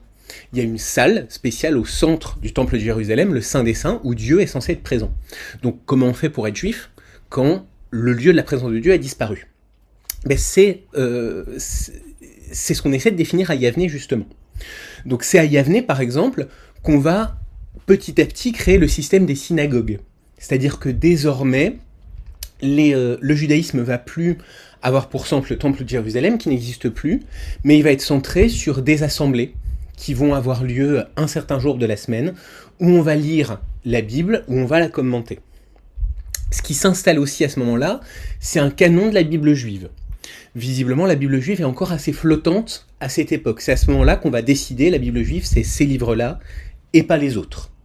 Et apparemment, c'est aussi à Yavné qu'on fixe une prière qui va être prononcée à chaque réunion des synagogues. Et cette prière, c'est la suivante. On l'appelle la Birkat Aminim. Birkat Aminim, ce qui veut dire bénédiction des hérétiques. Donc vous allez voir en quoi ça consiste. Visiblement, à partir de Yavné, on décide qu'à chaque fois qu'on va se réunir dans les synagogues, on prononce la prière suivante, que les apostats renégats n'aient plus aucun espoir, que le pouvoir de malheur disparaisse rapidement de nos jours, que les Nazaréens et les minimes aillent sur l'heure à leur perte, qu'ils soient effacés du livre de vie et qu'ils ne soient pas mentionnés parmi les justes. Béni soit le Seigneur qui courbe les méchants. Cette prière a l'air d'être une prière hostile à l'Empire romain, qui est sans doute le pouvoir de malheur, aux chrétiens, qu'il faudrait peut-être voir derrière les Nazaréens, et envers des dissidents juifs qu'on appelle les minimes, en hébreu les hérétiques. Donc cette prière, ce serait un des signes de la rupture entre judaïsme et christianisme. Désormais, je ne peux pas être chrétien et aller à la synagogue. Parce que si je suis chrétien et que je vais à la synagogue, je prononce une prière qui va me maudire moi-même. Autre élément, à cette époque, là, c'est plus un phénomène vaste, un phénomène culturel vaste, qui montre la distinction entre les juifs et les chrétiens, c'est la façon dont les chrétiens vont interpréter la Bible juive. En effet, les chrétiens sont confrontés à un problème. Les chrétiens considèrent comme sacrés un certain nombre de livres qui deviennent leur Ancien Testament, mais ces textes ont l'air de dire autre chose que leur message à eux. Qu'est-ce que je fais, par exemple, avec toutes ces règles de pureté alimentaire ? Le cache-route. J'ai plein de livres, j'ai des règles dans ce qui est maintenant l'Ancien Testament pour les chrétiens qui me disent il faut pas que je mange de nourriture avec du sang, il faut pas que je mange de porc, or les chrétiens peuvent le faire. Donc qu'est-ce que je fais sans être en contradiction avec moi-même ? Comment est-ce que j'interprète ça ? Comment est-ce que j'interprète certains textes qui ont l'air contradictoires avec le message de Jésus ? Comment est-ce que je fais pour faire ça ? Eh bien, 2 étapes. D'une part, cette partie purement juive de la Bible va devenir l'Ancien Testament. Donc nous, on est coutumier de l'expression Ancien Testament, mais c'est une expression qui existe en grec, où un testament, c'est diatheke. Et diathekai au pluriel, c'est le testament, mais c'est aussi l'alliance. Donc la Bible pour les chrétiens est divisée entre Ancien Testament, Nouveau Testament, ou Ancienne Alliance, Nouvelle Alliance. C'est 2 manières, si vous voulez, de traduire la même expression. Diatheke, qui veut dire à la fois alliance et testament. Or, ce concept d'ancien et de nouveau, qu'on trouve, je vous ai mis des extraits de Tertullien, mais on le trouve dès Paul. C'est Paul qui donne les premières notions d'Ancien Testament, Nouveau Testament, et chez lui, c'est pas seulement des textes, c'est aussi une relation avec Dieu qui est ancienne, une alliance avec Dieu qui est ancienne, une relation avec Dieu qui est nouvelle. Et cette notion fait que les textes de la Bible juive, l'Ancien Testament, sont justement marqués par cette ancienneté, par un caractère incomplet. Les chrétiens, c'est ceux qui vont considérer que la Bible juive est incomplète, qu'elle est en attente de complétude. Fin du passage de la seconde épître aux Corinthiens que je vous ai mis dans l'exemplier.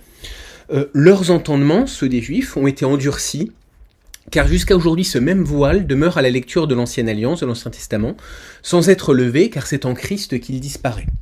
La Bible juive ne se suffit pas en soi, c'est quelque chose qui reste incomplet, et c'est le Christ qui va permettre de révéler ce qui est caché dans cette ancienne alliance, de révéler ce qui est caché dans cet Ancien Testament, qui va permettre d'accomplir ce qu'il y a dans l'Ancien Testament. Donc les chrétiens vont considérer que la Bible juive est incomplète, et que l'accomplissement de la Bible juive, elle se fait dans le Christ. Désormais, la Bible juive va être interprétée par les chrétiens comme parlant de manière voilée de Jésus, et comme annonçant Jésus, comme trouvant son accomplissement dans Jésus.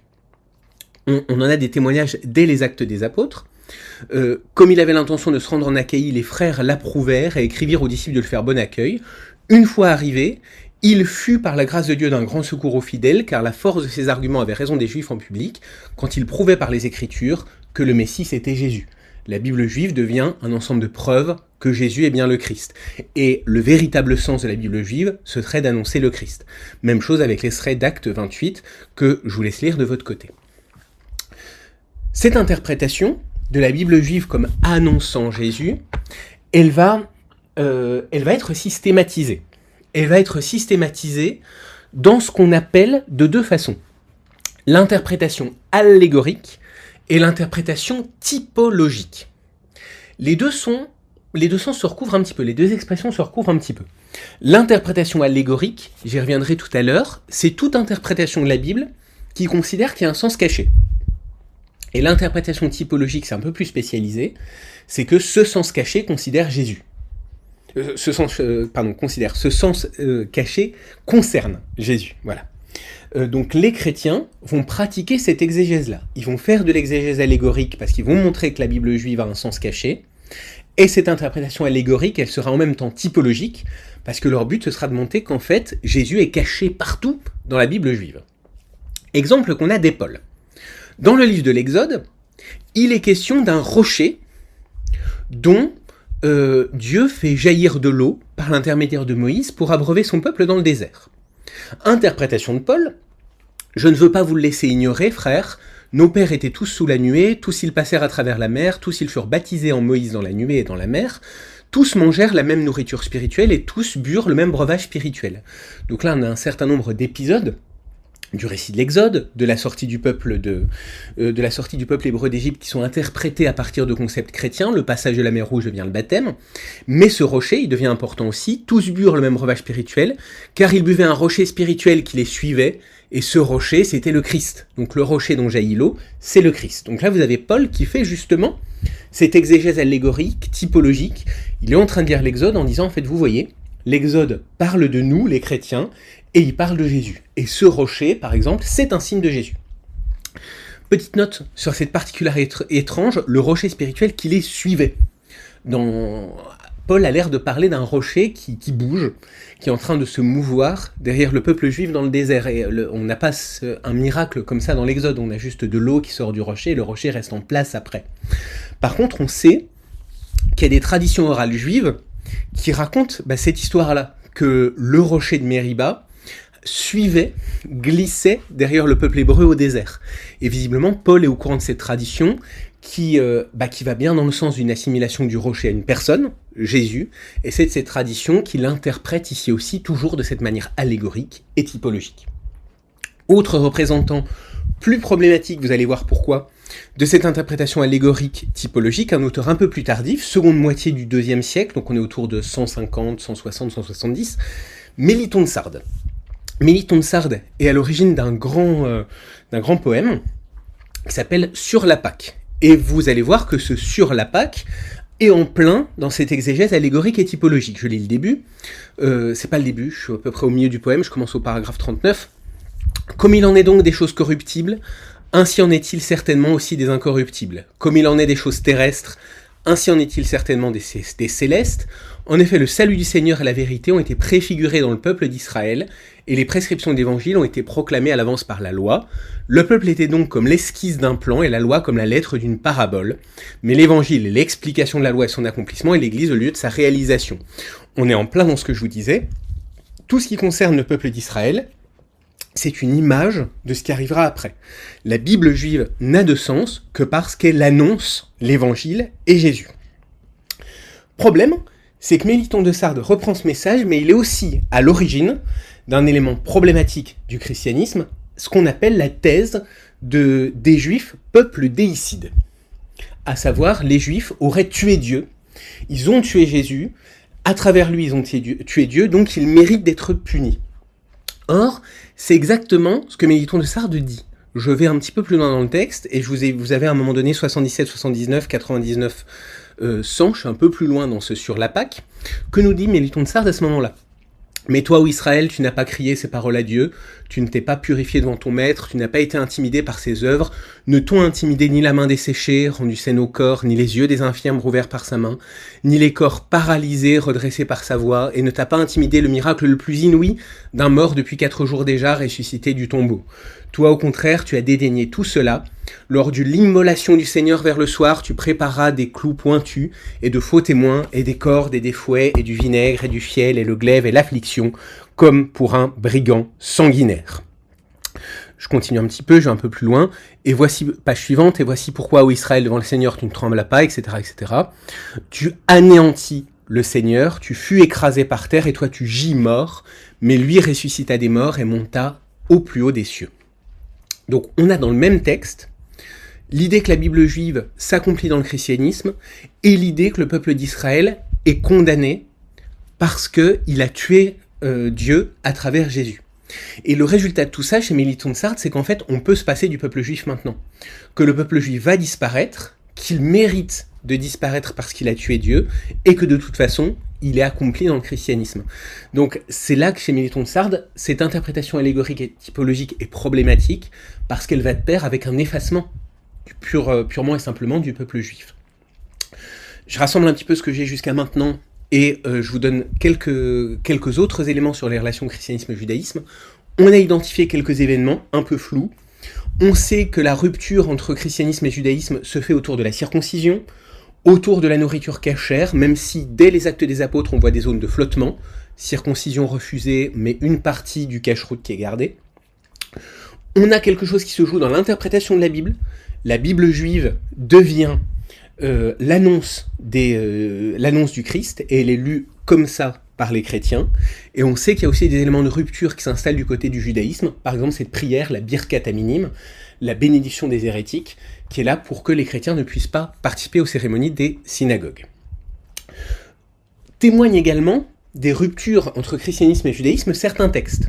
Par exemple, un dénommé Justin, quelques années après 160, écrit un dialogue avec Tryphon. Et qu'est-ce que c'est ce dialogue ? C'est un dialogue entre un juif et un chrétien. On a la même chose 4 siècles plus tard entre un chrétien, Timothée, et Aquila, dans un texte qui s'appelle Dialogue de Timothée et Aquila, et dont on ne connaît pas l'auteur. Dans chaque cas, je vous laisse lire les extraits du dialogue de Timothée avec Aquila si ça vous intéresse, je vous donne juste quelques éléments ici.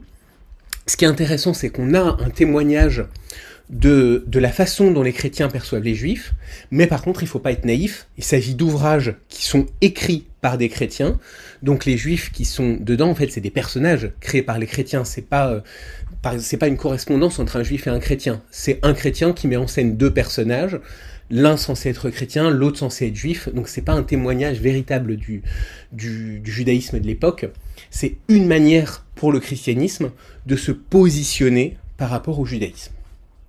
À côté de ces points de rupture, il y a néanmoins des continuités.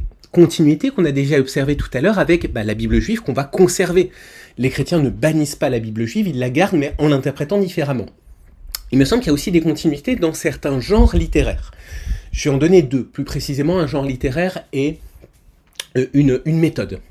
Ce genre littéraire, c'est les targumim et certains apocryphes chrétiens. Qu'est-ce que c'est qu'un targumim ? Pardon, un targum. En fait, vous avez les 2 termes. Au singulier, c'est targum. Au pluriel, c'est targumim. Le targumim au pluriel, c'est un genre littéraire juif qui existe déjà avant le Nouveau Testament, qui va se poursuivre un peu après, et qui est une manière de comprendre le texte juif. Un targum, c'est un texte narratif, un récit, qui va reprendre un texte de la Bible en le complétant de manière à l'expliquer. Ce qu'on va faire, c'est j'identifie tel phénomène qui pose problème dans un texte de la Bible, et je vais re-raconter ce texte de la Bible en essayant de proposer des explications, des compléments qui permettent de comprendre ces éléments bizarres. Je vous donne un exemple tout de suite. Genèse 2, vous connaissez, c'est cette histoire du fruit interdit dans le jardin d'Éden, le fruit de la connaissance du bien et du mal. Je parcours avec vous Genèse 2, que je reprends ici dans la traduction œcuménique de la Bible. Les humains sont trompés par le serpent, qui est la plus astucieuse de toutes les bêtes des champs. Après, ce serpent trompe la femme en disant que elle et Adam seront comme des dieux, et les deux personnages, Adam et Ève, se rendent compte qu'ils sont nus. C'est un passage qui est problématique. Un passage qui pose problème, qui peut interloquer par plusieurs détails. Premier détail, le serpent est astucieux. Comment est-ce que ce personnage négatif peut être en même temps qualifié d'intelligent, de rusé? En plus, le terme hébreu qui est employé ici est pas négatif. C'est pas malin comme malin maléfique en français. C'est vraiment le serpent est la plus intelligente de toutes les bêtes des champs. Pourquoi ce personnage négatif est qualifié d'intelligence en plus d'explication? Autre élément, est-ce que c'est vraiment vrai que le fruit de la connaissance du bien et du mal rendrait Adam et Ève comme des dieux? Et enfin, qu'est-ce que c'est que cette histoire de nudité qui apparaît à la fin? Et bien, si je fais dans la version targuminique, le Targum, j'ai plus le serpent était la plus astucieuse, mais j'ai le serpent était le plus rusé pour le mal. Donc cette ambiguïté, elle est levée. Désormais, on nous explique que non, c'est une intelligence maléfique, c'est une intelligence néfaste. Pareil, cette histoire de le serpent qui explique « vous serez comme des dieux ». L'auteur ou l'autrice ou les auteurs-autrices du Targum, précisément, le serpent se mit à dire du mal de son créateur. Donc vraiment, cette histoire de « comme les dieux », c'est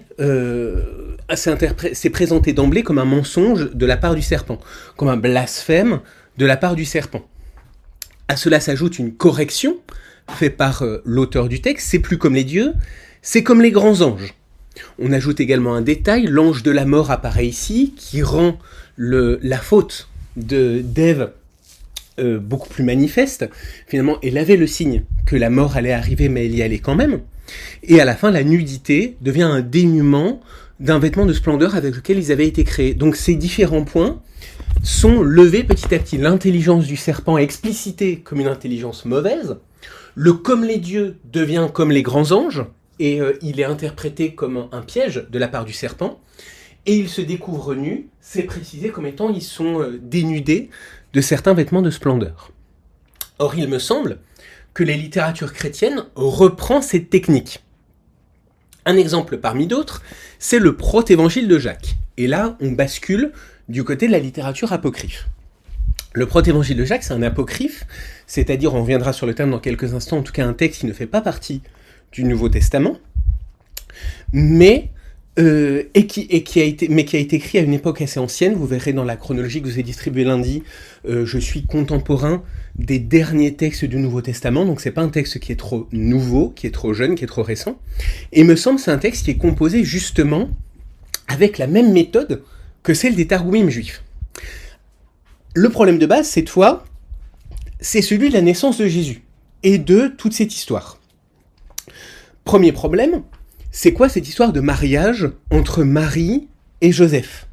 Comment est-ce que Marie et Joseph se retrouvent finalement dans un couple officiel, un couple qui a une valeur sociale, alors même que Marie est enceinte avant de se marier avec Joseph? Deuxième élément, qu'est-ce que c'est que cette naissance de Jésus? Et on a vu tout à l'heure qu'il était question d'une virginité de Marie, ambigu en grec. On a vu que le terme parthénos, ça pouvait être jeune fille sans notion de virginité ou alors vierge. Si je pars du principe que c'est vierge, comment ça fonctionne, cette naissance virginale de Marie, de Jésus par Marie? Est-ce que ça veut dire que Marie est encore vierge après la naissance de Jésus? Ça ouvre plein de problèmes. Pour résoudre ces problèmes, le protévangile de Jacques raconte les mêmes événements que les premiers chapitres de Matthieu et les premiers chapitres de Luc, mais en donnant plus de détails. Je vous ai mis vraiment en longueur parce que je pense que c'est des textes qui sont à la fois intéressants et assez fascinants. Vous verrez qu'il y a un miracle qui permet d'authentifier le mariage entre Marie et Joseph. L'histoire d'une colombe qui sort d'une baguette pour attester que Joseph a bien le droit d'épouser Marie. Une histoire d'eau que Marie et Joseph vont boire pour attester qu'il n'y a pas eu, que Joseph n'a pas couché avec Marie avant le mariage. Et il y a aussi une histoire de sage-femme, où au moment de la naissance de Jésus, il y a opportunément une sage-femme qui se trouve pas très loin, qui va toucher, qui s'appelle Salomé, qui va toucher le sexe de la Vierge Marie, et qui va constater que l'hymen est toujours en place. Donc il y a bien une virginité de Marie, y compris après la naissance de Jésus. Donc ce texte, de manière très détaillée, donne un certain nombre d'éléments qui lèvent des ambiguïtés des premiers chapitres de Matthieu, des premiers chapitres de Luc, et qui ont l'air d'installer de manière solide le dogme de la naissance virginale de Jésus par Marie, le dogme de la virginité de Marie, qui a l'air d'être installé dans cette fin du IIe siècle. Donc c'est exactement le fonctionnement du Targum juif, qui est repris ici par le christianisme. Donc j'évoquais tout à l'heure des ruptures, il y a aussi continuité. Continuité par exemple avec ce genre littéraire-là, on continue à re-raconter la Bible pour résoudre certaines de ces difficultés. Autre point commun, cette interprétation allégorique que j'évoquais tout à l'heure. Les chrétiens l'utilisent dans un sens que j'ai proposé de qualifier de typologique. On va lire la Bible juive comme ayant un sens caché, ça c'est l'interprétation allégorique. Ce sens caché concerne Jésus, ça c'est l'interprétation typologique. Mais l'interprétation allégorique, c'est déjà quelque chose qui existe dans un certain judaïsme. Je vous ai donné un exemple, par exemple, chez Philon d'Alexandrie, qui est un auteur juif qui écrit en grec, et qui adopte très fréquemment cette interprétation pour donner un sens au texte biblique. Je vous ai donné un exemple, Genèse 15. Abraham est censé sacrifier une génisse, une chèvre, un bélier, une tourterelle, un pigeonneau. Pourquoi ces éléments-là ? Eh bien, Philon d'Alexandrie propose d'y lire un sens caché. Par exemple, le bœuf, c'est la terre, parce qu'on laboure avec un bœuf. La chèvre, c'est l'eau. Nous, ça nous paraît un petit peu plus exotique, mais l'eau, c'est tumultueux, et la chèvre, c'est très tumultueux et têtu aussi. Le bélier, c'est l'air, parce que c'est un animal violent, et les oiseaux représentent le ciel. Donc en fait, le sens caché, selon Philon d'Alexandrie, c'est que c'est pas seulement des animaux, c'est que à travers ces animaux, Abraham consacre l'univers entier à Dieu, et reconnaît Dieu comme le créateur de l'univers. Et vous verrez qu'il y a également d'autres interprétations. Il ne donne pas une seule interprétation cosmologique, il donne aussi une interprétation anthropologique.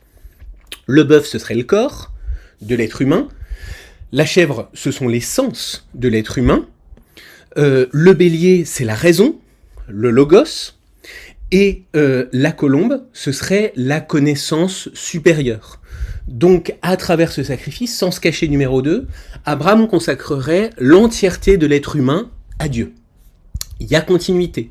Évidemment, le résultat de l'interprétation allégorique n'est pas le même. Philon d'Alexandrie, c'est un sens caché qui ne concerne pas Jésus ici. Philon d'Alexandrie est juif, il écrit d'ailleurs avant... il est à peu près contemporain de Jésus, il ne connaît pas Jésus. Il reste dans le judaïsme. Les chrétiens vont garder les mêmes techniques, mais pour montrer que tout concerne Jésus.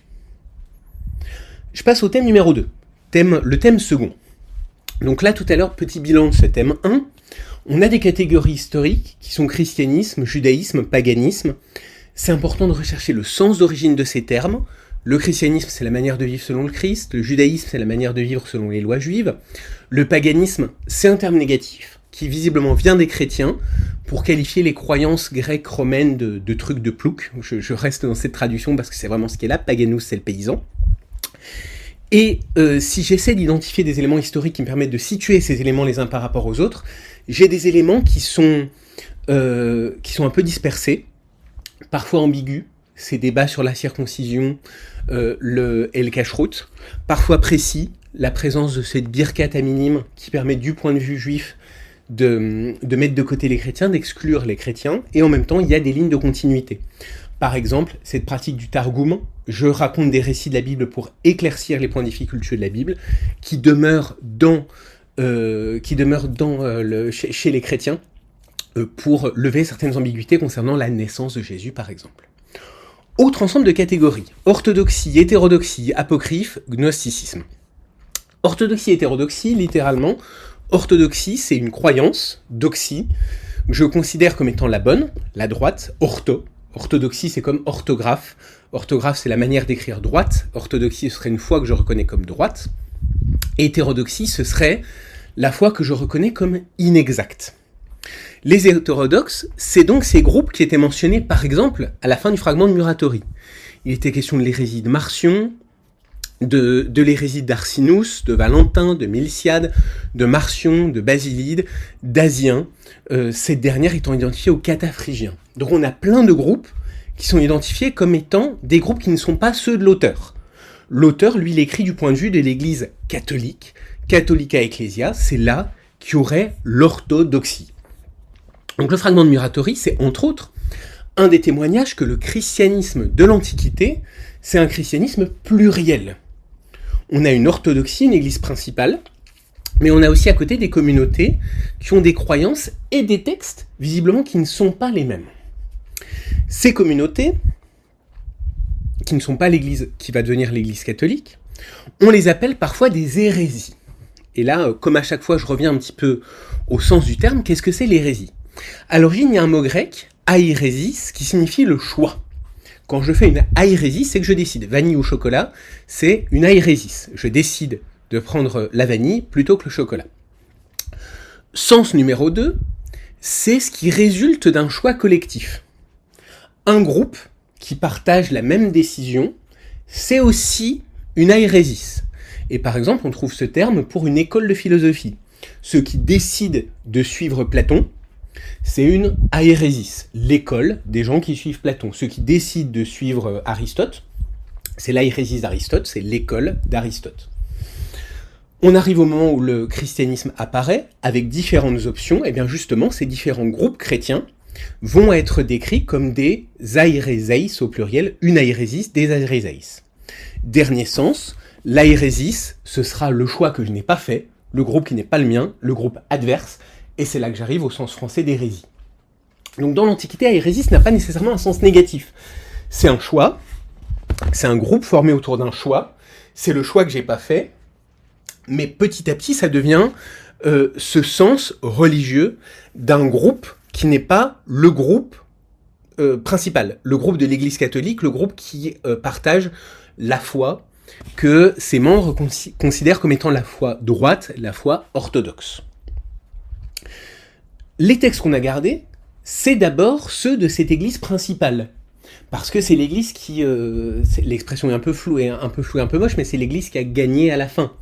C'est l'église qui a fini par s'imposer par rapport à ces autres groupes dissidents. On n'a pas, c'est pas Marcion qui a gagné, entre guillemets, c'est pas Valentin, c'est le groupe dont est issu, par exemple, le canon de Muratori. De ce fait, c'est difficile pour nous de savoir ce que pensaient ces autres groupes. On a malgré tout un certain nombre de sources. 2 sources en particulier. Première source, c'est quelques fragments.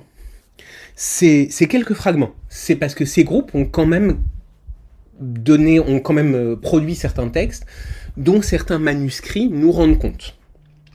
Deuxième source, on connaît ces groupes parce que l'église principale en dit pour les combattre. Et cette deuxième source, c'est ce qu'on appelle l'hérésiologie. C'est quoi l'hérésiologie ? C'est un genre littéraire d'auteurs catholiques qui vont écrire pour combattre les chrétiens qui défendent d'autres idées. Par exemple, Justin écrit un syntagma contre toutes les hérésies, et à l'intérieur, on va voir quelques détails sur qu'est-ce que c'est cette hérésie de Valentin, qu'est-ce que c'est cette hérésie de Marcion. Je vous ai mis un petit peu une liste, Irénée de Lyon fait la même chose, un dénommé Hippolyte fait la même chose, Épiphane de Salamine fait la même chose. Sans trop rentrer dans les détails, c'est un genre qui existait déjà auparavant entre les philosophes. Les philosophes grecs écrivaient déjà des textes pour critiquer l'école inverse. Les auteurs chrétiens d'hérésiologie vont faire la même chose pour critiquer des écoles chrétiennes, des groupes chrétiens adverses. Ce sera à la fois pour eux une manière de combattre des doctrines opposées et d'exposer aussi leur propre doctrine. C'est pour ça que je termine en vous disant, de la page 16, que c'est un moyen de développer aussi une théologie. J'aborde toujours pas le contenu de ces groupes chrétiens adverses, mais je vais y venir petit à petit, en tout cas ce qu'on peut en dire. Je termine avec j'avance avec un autre concept qui est celui d'apocryphe, que j'ai déjà employé tout à l'heure à propos du protévangile de Jacques. Apocryphe, qu'est-ce que ça veut dire ? Ça veut dire caché. À l'intérieur, vous avez apo qui veut dire en dessous, qui ne veut pas dire en dessous, en tout cas, l'ensemble du mot signifie quelque chose qui est caché, quelque chose qui est dissimulé. Un apocryphe, c'est donc d'abord un livre qui est caché. Par exemple, chez Origène, un des premiers auteurs chrétiens, le mot apocryphe apparaît pour désigner des livres qui ne sont pas les livres publics lus publiquement dans l'Église. Là, c'est intéressant parce qu'on retrouve quelque chose qui est de l'ordre de ce qu'on avait dans le canon de Muratori. On a d'un côté les livres qui sont lus à l'Assemblée, et de l'autre côté, il y a les livres qui sont plutôt lus en privé. Et ces livres lus en privé, Origène les appelle plutôt des livres apocryphes, des livres cachés, parce que je les lis dans le cadre intime de la maison. Tout comme dans le canon de Muratori, Origène précise que certains de ces textes sont malgré tout pas authentiques. Ils sont corrompus, ils sont contre la foi vraie. Donc ces apocryphes, ça va être non seulement des livres privés, mais aussi des livres douteux, des livres que l'Église catholique, que l'Église principale, va considérer comme douteux. Expression qu'on retrouve également chez Jérôme et chez Irénée, qui va plus loin, en y associant justement les livres de ces chrétiens adverses. Ces chrétiens adverses, ces chrétiens hérétiques, produisent des écritures apocryphes et bâtardes, des choses qui sont fallacieuses. Donc le mot apocryphe veut dire caché, il a l'air d'être employé de plusieurs façons, c'est les livres qui sont lus en privé, mais c'est aussi les livres qui doivent être tenus privés parce qu'ils sont inexacts, voire des livres qui doivent être regardés avec soupçon, parce qu'ils émanent de groupes chrétiens qu'on considère comme disant des choses négatives. Vous l'aurez compris, de ce fait, les livres qu'on appelle apocryphes et qui dès l'Antiquité sont désignés comme des apocryphes sont variés. Je trouve à l'intérieur des livres que l'Église catholique ne considère pas de manière négative, c'est juste qu'ils ne doivent pas être lus dans les assemblées, il n'y a pas besoin de les lire dans les assemblées, mais aussi des textes qui sont considérés comme étant profondément négatifs, profondément fallacieux. Quelques exemples. Vous avez le pasteur d'Hermas, qui était cité tout à l'heure dans le canon de Muratori. Qu'est-ce que c'est le pasteur d'Hermas ? Vous pouvez en trouver des versions en ligne si ça vous intéresse. C'est un récit fait par un personnage qui s'appelle Hermas, et également par son ancienne maîtresse, qui sont deux personnes qui essaient de se rapprocher de Dieu et qui reçoivent des visions. Donc c'est d'abord un recueil de visions célestes et qui reçoivent un certain nombre de paroles, des préceptes et des similitudes, finalement des sortes de paraboles. Donc c'est un recueil de visions qu'auraient reçu deux personnages et un recueil de préceptes qu'auraient reçu certains personnages. À l'intérieur, il n'y a pas de message fondamentalement anti-chrétien, on est dans un de ces apocryphes que le canon de Muratori réserve à la lecture personnelle et exclut simplement d'une lecture publique. Autre exemple, on l'a vu tout à l'heure, c'est ce protévangile de Jacques qui raconte les circonstances du mariage entre Marie et Joseph et les circonstances plus précises de la naissance de Jésus. Je vous ai mis un tableau en dessous parce que ce qu'il y a d'intéressant dans ce protévangile de Jacques, c'est qu'il n'est pas reconnu dans le canon de l'Église catholique, mais qu'il est quand même présent dans l'art catholique par exemple. Vous avez ici par exemple une œuvre de commande qui a été faite par Raphaël et qui décrit le mariage de la Vierge. Et dans ce mariage de la Vierge, qui est représenté ici, c'est un épisode qui n'est pas du tout dans le Nouveau Testament, mais qu'on trouve dans le protévangile de Jacques. Et vous voyez même que les personnages masculins à droite ont tous des baguettes. Et ces baguettes, ça fait justement un miracle, référence à un miracle qui est raconté dans le protévangile de Jacques, pour montrer que Joseph a le droit d'épouser Marie parce qu'il ne s'est pas montré fautif envers elle avant leur mariage. Donc ça, c'est le statut un peu ambigu de ces textes, qui sont pas dans le canon, mais qui gardent quand même une certaine influence privée dans l'Église catholique, au point de ressurgir dans l'art, y compris plus d'un millénaire avant, en l'occurrence dans le cas de l'œuvre de Raphaël. On les retrouve aussi dans les traditions. Vous allez très vite comprendre ce que je veux dire. On a un apocryphe tardif, l'évangile du pseudo-Matthieu, entre le 5e et le 7e siècle, qui nous dit la chose suivante. Or, 2 jours après la naissance du Seigneur, Marie quitta la grotte, entra dans une étable et déposa l'enfant dans une crèche, et le bœuf et l'âne, fléchissant les genoux, adorèrent celui-ci. Vous l'aurez compris, c'est le premier texte où il est question d'un bœuf et d'un âne dans la crèche. Il n'est pas question de bœuf et d'âne dans Luc, dans Matthieu, dans Marc ou dans Jean. Malgré tout, ça ne nous empêche pas, chez les catholiques en tout cas, et voire chez les chrétiens en général, de mettre un bœuf et un âne dans la crèche au pied du sapin de Noël. Ça nous vient de l'évangile du pseudo-Matthieu, qui est un apocryphe, donc pas considéré comme hostile au christianisme catholique, mais qui ne fait pas partie du canon, et donc je vais quand même garder cette tradition. Dernier élément de vocabulaire, vous avez peut-être entendu parler de gnostiques. Alors c'est quoi les gnostiques ? La question est ouverte. D'abord, qu'est-ce que c'est le mot gnostique ? Petit à petit, vous allez voir, je reviens au christianisme. Gnostikos, ça veut dire celui qui connaît. Ce qui a trait à la connaissance aussi. Par exemple, chez Platon, il y a une opposition entre gnostikos, qui concerne la connaissance, et practikos qui concerne l'action. Donc le gnosticisme, ce serait ce qui concerne la connaissance. C'est pas négatif en soi. La preuve, c'est que Clément d'Alexandrie parle de gnostique pour décrire le chrétien qui veut connaître Dieu, qui cherche à connaître Dieu. Donc en soi, c'est pas négatif. Par contre, petit à petit, le terme, chez les auteurs qui parlent de groupes chrétiens adverses, Irénée de Lyon par exemple, le terme est employé pour désigner certains de ces groupes chrétiens adverses. L'hérésie de Valentin serait l'hérésie appelée gnostique. Donc on a certains auteurs du christianisme officiel, je passe sur l'extrait Porphyre, vous lirez si vous voulez, qui ont l'air de dire qu'à côté de l'église catholique, il existe une église dissidente qui est appelée l'église gnostique. C'est quoi cette église? C'est quoi ce groupe chrétien gnostique? Les hérésiologues nous donnent quelques indications, nous donnent des noms. Valentin serait un gnostique, les gnostiques croiraient ceci, cela. Ce qui fait que petit à petit, on a essayé de dessiner un petit peu quel était ce groupe, de créer une catégorie historique, une conceptualisation historique de qui étaient ces chrétiens gnostiques. Le point d'achèvement de cette construction théorique, c'est une réunion de chercheurs qui a eu lieu en 1966 à Messine, où on a essayé de dire, voilà, le gnosticisme, ça devait être ça. Par exemple, je vous ai mis les quelques indications, mais les gnostiques ont l'air de croire qu'il y a deux dieux. Il y a le vrai Dieu, et il y a un faux Dieu qui a créé le monde. Donc chez eux, il y aurait une opposition entre un vrai Dieu et un Dieu qui est à l'origine du monde matériel.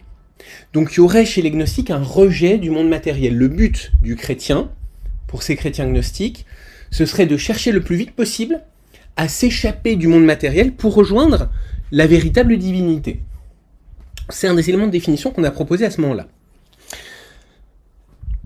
Pour appuyer cette définition, on a ce que nous disent les auteurs comme Irénée de Lyon, et on avait, jusqu'en 1945, un certain nombre de textes un peu dispersés, certains manuscrits. Je vous les ai mis, jusqu'en 1945, on a le Codex de Londres, qui contient un texte qui pourrait être rattaché au gnosticisme, le Codex d'Oxford ou Codex de Bruce, qui contient un texte qui pourrait être rattaché au gnosticisme, avec quelques extraits, par exemple, des fragments de l'évangile de Thomas, qui ont l'air de pouvoir être rattachés au gnosticisme. Ça, c'est jusqu'en 1945. Parce qu'en 1945, il y a une immense découverte qu'on fait, en Égypte, dans le désert, dans un lieu qui s'appelle Nag Hammadi, on retrouve 12 volumes reliés. 12 volumes reliés, donc c'est ce qu'on appelle des codex, au pluriel, vraiment si vous voulez être précis en latin, ce serait des codices. 12 volumes qui regroupent chacun plusieurs textes, donc au total on a 52 textes, qui sont tous au même endroit et qui sont des textes complets. Donc jusqu'à 1945, on avait quelques textes dispersés, des fragments, et là tout à coup on a 52 textes complets, qu'au début, on a interprété comme des textes tous rattachés à cette église chrétienne concurrente qui serait l'église chrétienne gnostique. Sauf qu'en fait, une des difficultés, c'est que ces textes sont quand même très différents les uns des autres. Que un certain nombre de ces textes ne correspondent même pas du tout à la définition du gnosticisme qu'on avait cru découvrir. Dans certains de ces textes, il est effectivement question d'un Dieu matériel opposé au vrai Dieu, mais il y a d'autres textes où ces notions sont complètement différentes. Donc pour vous en donner complètement absentes ou complètement différentes. Pour vous en donner quelques exemples, je parcours rapidement avec vous un certain nombre de ces textes retrouvés à Nag Hammadi, 4 plus précisément. Je vous les ai donnés à nouveau en longueur pour que vous puissiez en avoir un aperçu pour votre culture personnelle si ça vous intéresse. Je vous ai mis aussi un lien dans la note 54 qui est un site produit par l'université Laval à Québec. Donc on est au Québec, au Canada. Et vous verrez que ce texte propose en ligne des traductions en français de la plupart des textes retrouvés à Nag Hammadi. Donc si ça vous intéresse, c'est une bonne ressource à avoir. Premier texte, l'hypostase des archontes. Alors l'hypostase des archontes, qu'est-ce que ça raconte? C'est une réécriture de la Genèse. Vous verrez en le lisant, c'est peut-être un des textes qui correspond le plus à la vision du gnosticisme qui avait été proposé au colloque de Messine, avec une distinction entre un véritable Dieu et un Dieu, ou des dieux en l'occurrence, qui sont à l'origine du monde matériel. En effet, qui c'est les archontes? Archontes, ça veut dire en grec les autorités. Ce sont des faux dieux qui seraient à l'origine du monde matériel et qui vont essayer de tromper Adam et Ève. Donc les personnes qui ont l'air d'être positives dans la Genèse, le Dieu créateur, deviennent ici négatifs.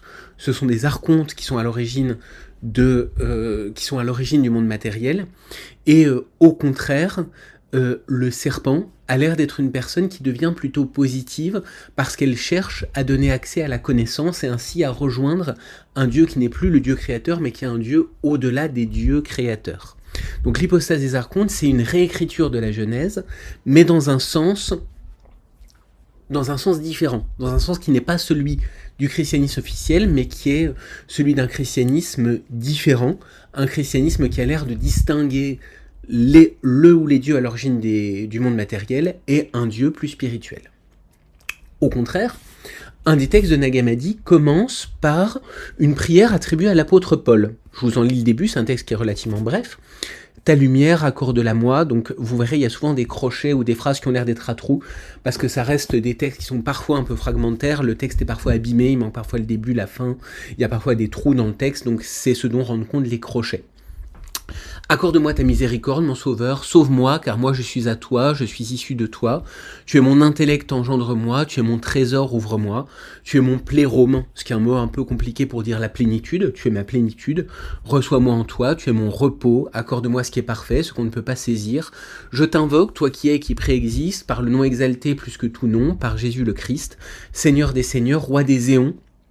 Éon, c'est une manière un peu compliquée de traduire les siècles, les temps, roi des siècles, si on veut. Accorde-moi tes dons sans les regretter, par le Fils de l'homme, l'Esprit, le Paraclet de vérité. Je vais pas jusque-là, mais vous vous rendrez compte qu'on est ici dans un texte qui est beaucoup moins exotique pour nous. Un texte qu'on aurait quasiment pu trouver dans le Nouveau Testament. En tout cas, les concepts, Dieu, le Fils de l'homme, l'Esprit Saint qui serait le Paraclet, le défenseur, sont pas exotiques pour nous. Sont des choses qu'on retrouve aussi dans les textes du Nouveau Testament. Ici apparaît donc la variété de ces textes de Nag Hammadi. Variété doctrinale, puisque autant la prière de l'apôtre Paul a l'air d'être doctrinalement assez proche de l'Église catholique, autant l'hypostase des archontes est radicalement opposée. Troisième texte qui manifeste également cette variété doctrinale, c'est la lettre apocryphe de Jacques. Qu'est-ce que c'est la lettre apocryphe de Jacques ? C'est une lettre avec à l'intérieur un récit, et à l'intérieur de ce récit, on a un dialogue. Je m'explique. C'est une lettre qui est envoyée par Jacques, et dans cette lettre, Jacques, donc on ne sait pas très bien de quel Jacques il s'agit. Vous savez qu'autour de Jésus, il y a au moins 2 figures qui s'appellent Jacques. En tout cas, ce Jacques écrit pour rendre compte d'un récit. Ce récit, c'est celui d'une rencontre qu'il y a eu entre les disciples et Jésus ressuscité. Les disciples sont réunis, Jésus leur apparaît. Et ce Jésus qui leur apparaît va prendre à part 2 disciples, Jacques et Pierre, pour leur faire un certain nombre de révélations. Il va leur raconter un certain nombre de paraboles, et il va leur donner un certain nombre de règles de vie. Après leur avoir fait ces révélations, Jésus remonte vers le ciel, on a un récit d'ascension. Les disciples, Jacques et Pierre, reviennent vers les autres disciples, le récit se termine, et Jacques conclut sa lettre. Donc voilà ce qui est en gros la lettre apocryphe de Jacques. Je vous en ai donné quelques extraits pour que vous puissiez vous rendre un petit peu compte du début. À nouveau, il y a des passages avec des petits points parce que ce sont des passages qui sont des trous dans le texte qui nous a été transmis. Et vous constaterez que ce texte-là est un peu différent doctrinalement de ce qu'on a dans l'Église catholique. Je prends un extrait parmi d'autres. C'est le début je suis en bas de la page 24, le début de la rencontre entre Jésus ressuscité et le groupe des disciples. Il n'a pas encore pris à part Jacques et Pierre, il s'adresse cette fois-ci à l'ensemble des disciples. 500 jours après qu'il fut ressuscité entre les morts, nous lui avons dit « Es-tu parti, t'es-tu éloigné de nous ?» Et Jésus dit « Non, mais je m'en vais au lieu d'où je suis venu, si vous voulez venir avec moi, venez ». Des paroles qui ont des échos dans les textes du Nouveau Testament. Tous répondirent en disant « Si tu nous l'ordonnes, nous viendrons ». Il dit « En vérité, je vous le dis, jamais personne n'entrera dans le royaume des cieux si je lui en donne l'ordre, mais parce que vous êtes emplis. Quant à vous, laissez-moi Jacques et Pierre afin que je les emplisse. » Et ici, on est dans quelque chose qui est un petit peu différent. Et on va continuer dans quelque chose qui est différent. Je saute les passages qui sont vraiment trop troués pour être compréhensibles. Ne voulez-vous pas devenir sobre ? Désormais donc, ayez honte, que vous soyez éveillés ou que vous soyez endormis. Souvenez-vous que vous avez vu le Fils de l'homme, et lui, vous lui avez parlé, et lui, vous l'avez écouté. Malheur à ceux qui ont vu le Fils de l'homme, ils seront heureux ceux qui n'ont pas vu l'homme, qui ne se sont pas joints à lui, qui n'ont pas parlé, qui n'ont rien entendu de lui. À vous et la vie. Qu'est-ce que je peux faire avec ça ? Première constatation, c'est point commun avec le Nouveau Testament. Heureux ceux qui ont vu le Fils de l'homme, par exemple. Mais en même temps, on a des choses qui nous paraissent très différentes, en particulier certains paradoxes. Malheur à ceux qui ont vu le Fils de l'homme. Pourquoi on a au début bienheureux ceux qui ont vu le Fils de l'homme, puis malheur à ceux qui ont vu le Fils de l'homme. On a un certain nombre de paroles qui ont l'air de fonctionner par le paradoxe, par des paroles qui choquent, des paroles voire qui se contredisent les unes les autres. Une révélation qui passe par un langage mystérieux et en partie contradictoire. Néanmoins, ce qu'on arrive à distinguer ici aussi avec cette histoire des disciples qui doivent être emplis par Jésus, c'est que le texte véhicule l'idée d'une connaissance qui doit sauver. Jacques et Pierre reçoivent une connaissance de Jésus qui doit les remplir, une connaissance qui leur est donnée d'une manière peut-être paradoxale, avec un langage mystérieux, celui des paradoxes que j'évoquais, mais qui doit leur apporter le salut. Et c'est ce salut que Jacques et Pierre vont ensuite transmettre au groupe des disciples quand ils reviennent avec le groupe des disciples, et que Jacques, en tant qu'auteur de la lettre, veut transmettre à son public. Conclusion de tout ça. Les textes de Nag Hammadi sont très différents, ce qui amène à deux conclusions. Deux pistes conclusives si on veut. Première piste, c'est pas possible de distinguer un groupe qui serait à l'origine de tous ces textes de Nag Hammadi. C'est pas non plus possible de distinguer un groupe gnostique. Ça, c'est plus une catégorie scientifique qui, en fait, se révèle trop belle pour être vraie, trop cohérente pour être vraie. Le monde universitaire à Messine a essayé de faire une définition de cette église chrétienne gnostique qui existerait concurremment à l'église catholique, mais en vrai, aucun témoignage, on n'a pas de témoignage d'une communauté gnostique, on a des textes très dispersés, qui pour certains correspondent à la définition doctrinale qui a été établie à Messine, et pour d'autres pas du tout. L'apôtre Paul, la prière de l'apôtre Paul, c'est pas... ça reste plutôt un texte qui est un peu canonique. Donc, la première conclusion, c'est le caractère inapplicable de ce concept de gnosticisme. Deuxième conclusion, c'est la nature de ces textes de Nag Hammadi. Quelque part en Égypte, on a un ensemble de textes qui ont tous été mis ensemble malgré leur variété. Et ça reste un mystère qui n'est pas résolu à ce jour. Pourquoi est-ce que un groupe, des gens, ont décidé de mettre ensemble tous ces textes qui sont pourtant très différents ? Et là, les opinions dans le monde de la recherche varient du tout au tout. Une des positions, ce serait de dire c'est un groupe qui reconnaît tous ces textes comme également valables. Une autre opinion, ce serait de dire non, c'est peut-être une église catholique qui était là, un groupe lié à l'église catholique et qui a réuni ces textes parce que c'est les textes des adversaires et que c'est toujours intéressant d'étudier les textes des adversaires, ne serait-ce que pour les critiquer. Après tout, les hérésiologues, il faut bien qu'ils aient les textes de Marcion, Valentin, etc. pour les critiquer. Donc ça, c'est une autre opinion. C'est une des questions de quel est le groupe chrétien qui se trouve derrière ce rassemblement de textes qui est à Nag Hammadi. Qui sont-ils et à quoi ça leur a servi de mettre tous ces textes ensemble ? Conclusion de cette deuxième séance. Donc on a quelques éléments sur le christianisme ancien, notamment sur le passage du judaïsme au christianisme pour certains. On a quelques éléments sur la réalité du christianisme des premiers siècles, qui est un christianisme pluriel. Il y a l'Église catholique pour laquelle on a de nombreux témoignages, mais on a aussi d'autres groupes chrétiens qui n'ont pas exactement les mêmes opinions doctrinales. On a les textes qui vont figurer dans le Nouveau Testament, mais il y a aussi d'autres textes à côté qui ont un statut varié. Soit c'est des textes qui sont vus comme mensongers, soit c'est des textes qui sont vus comme périphériques. Le protévangile de Jacques qui n'est pas canonique, mais qu'on va quand même utiliser dans l'art, par exemple. Donc une grande variété du christianisme. Et en ce qui concerne la méthode historique, j'ai essayé de vous donner quelques éléments pour une réflexion sur les concepts. Les concepts, en l'occurrence, c'est des concepts qu'on récupère de l'Antiquité. Les mots christianisme, judaïsme, gnostique existent dans l'Antiquité, mais ce qu'on va en faire en tant que concept historique est toujours ouvert à discussion.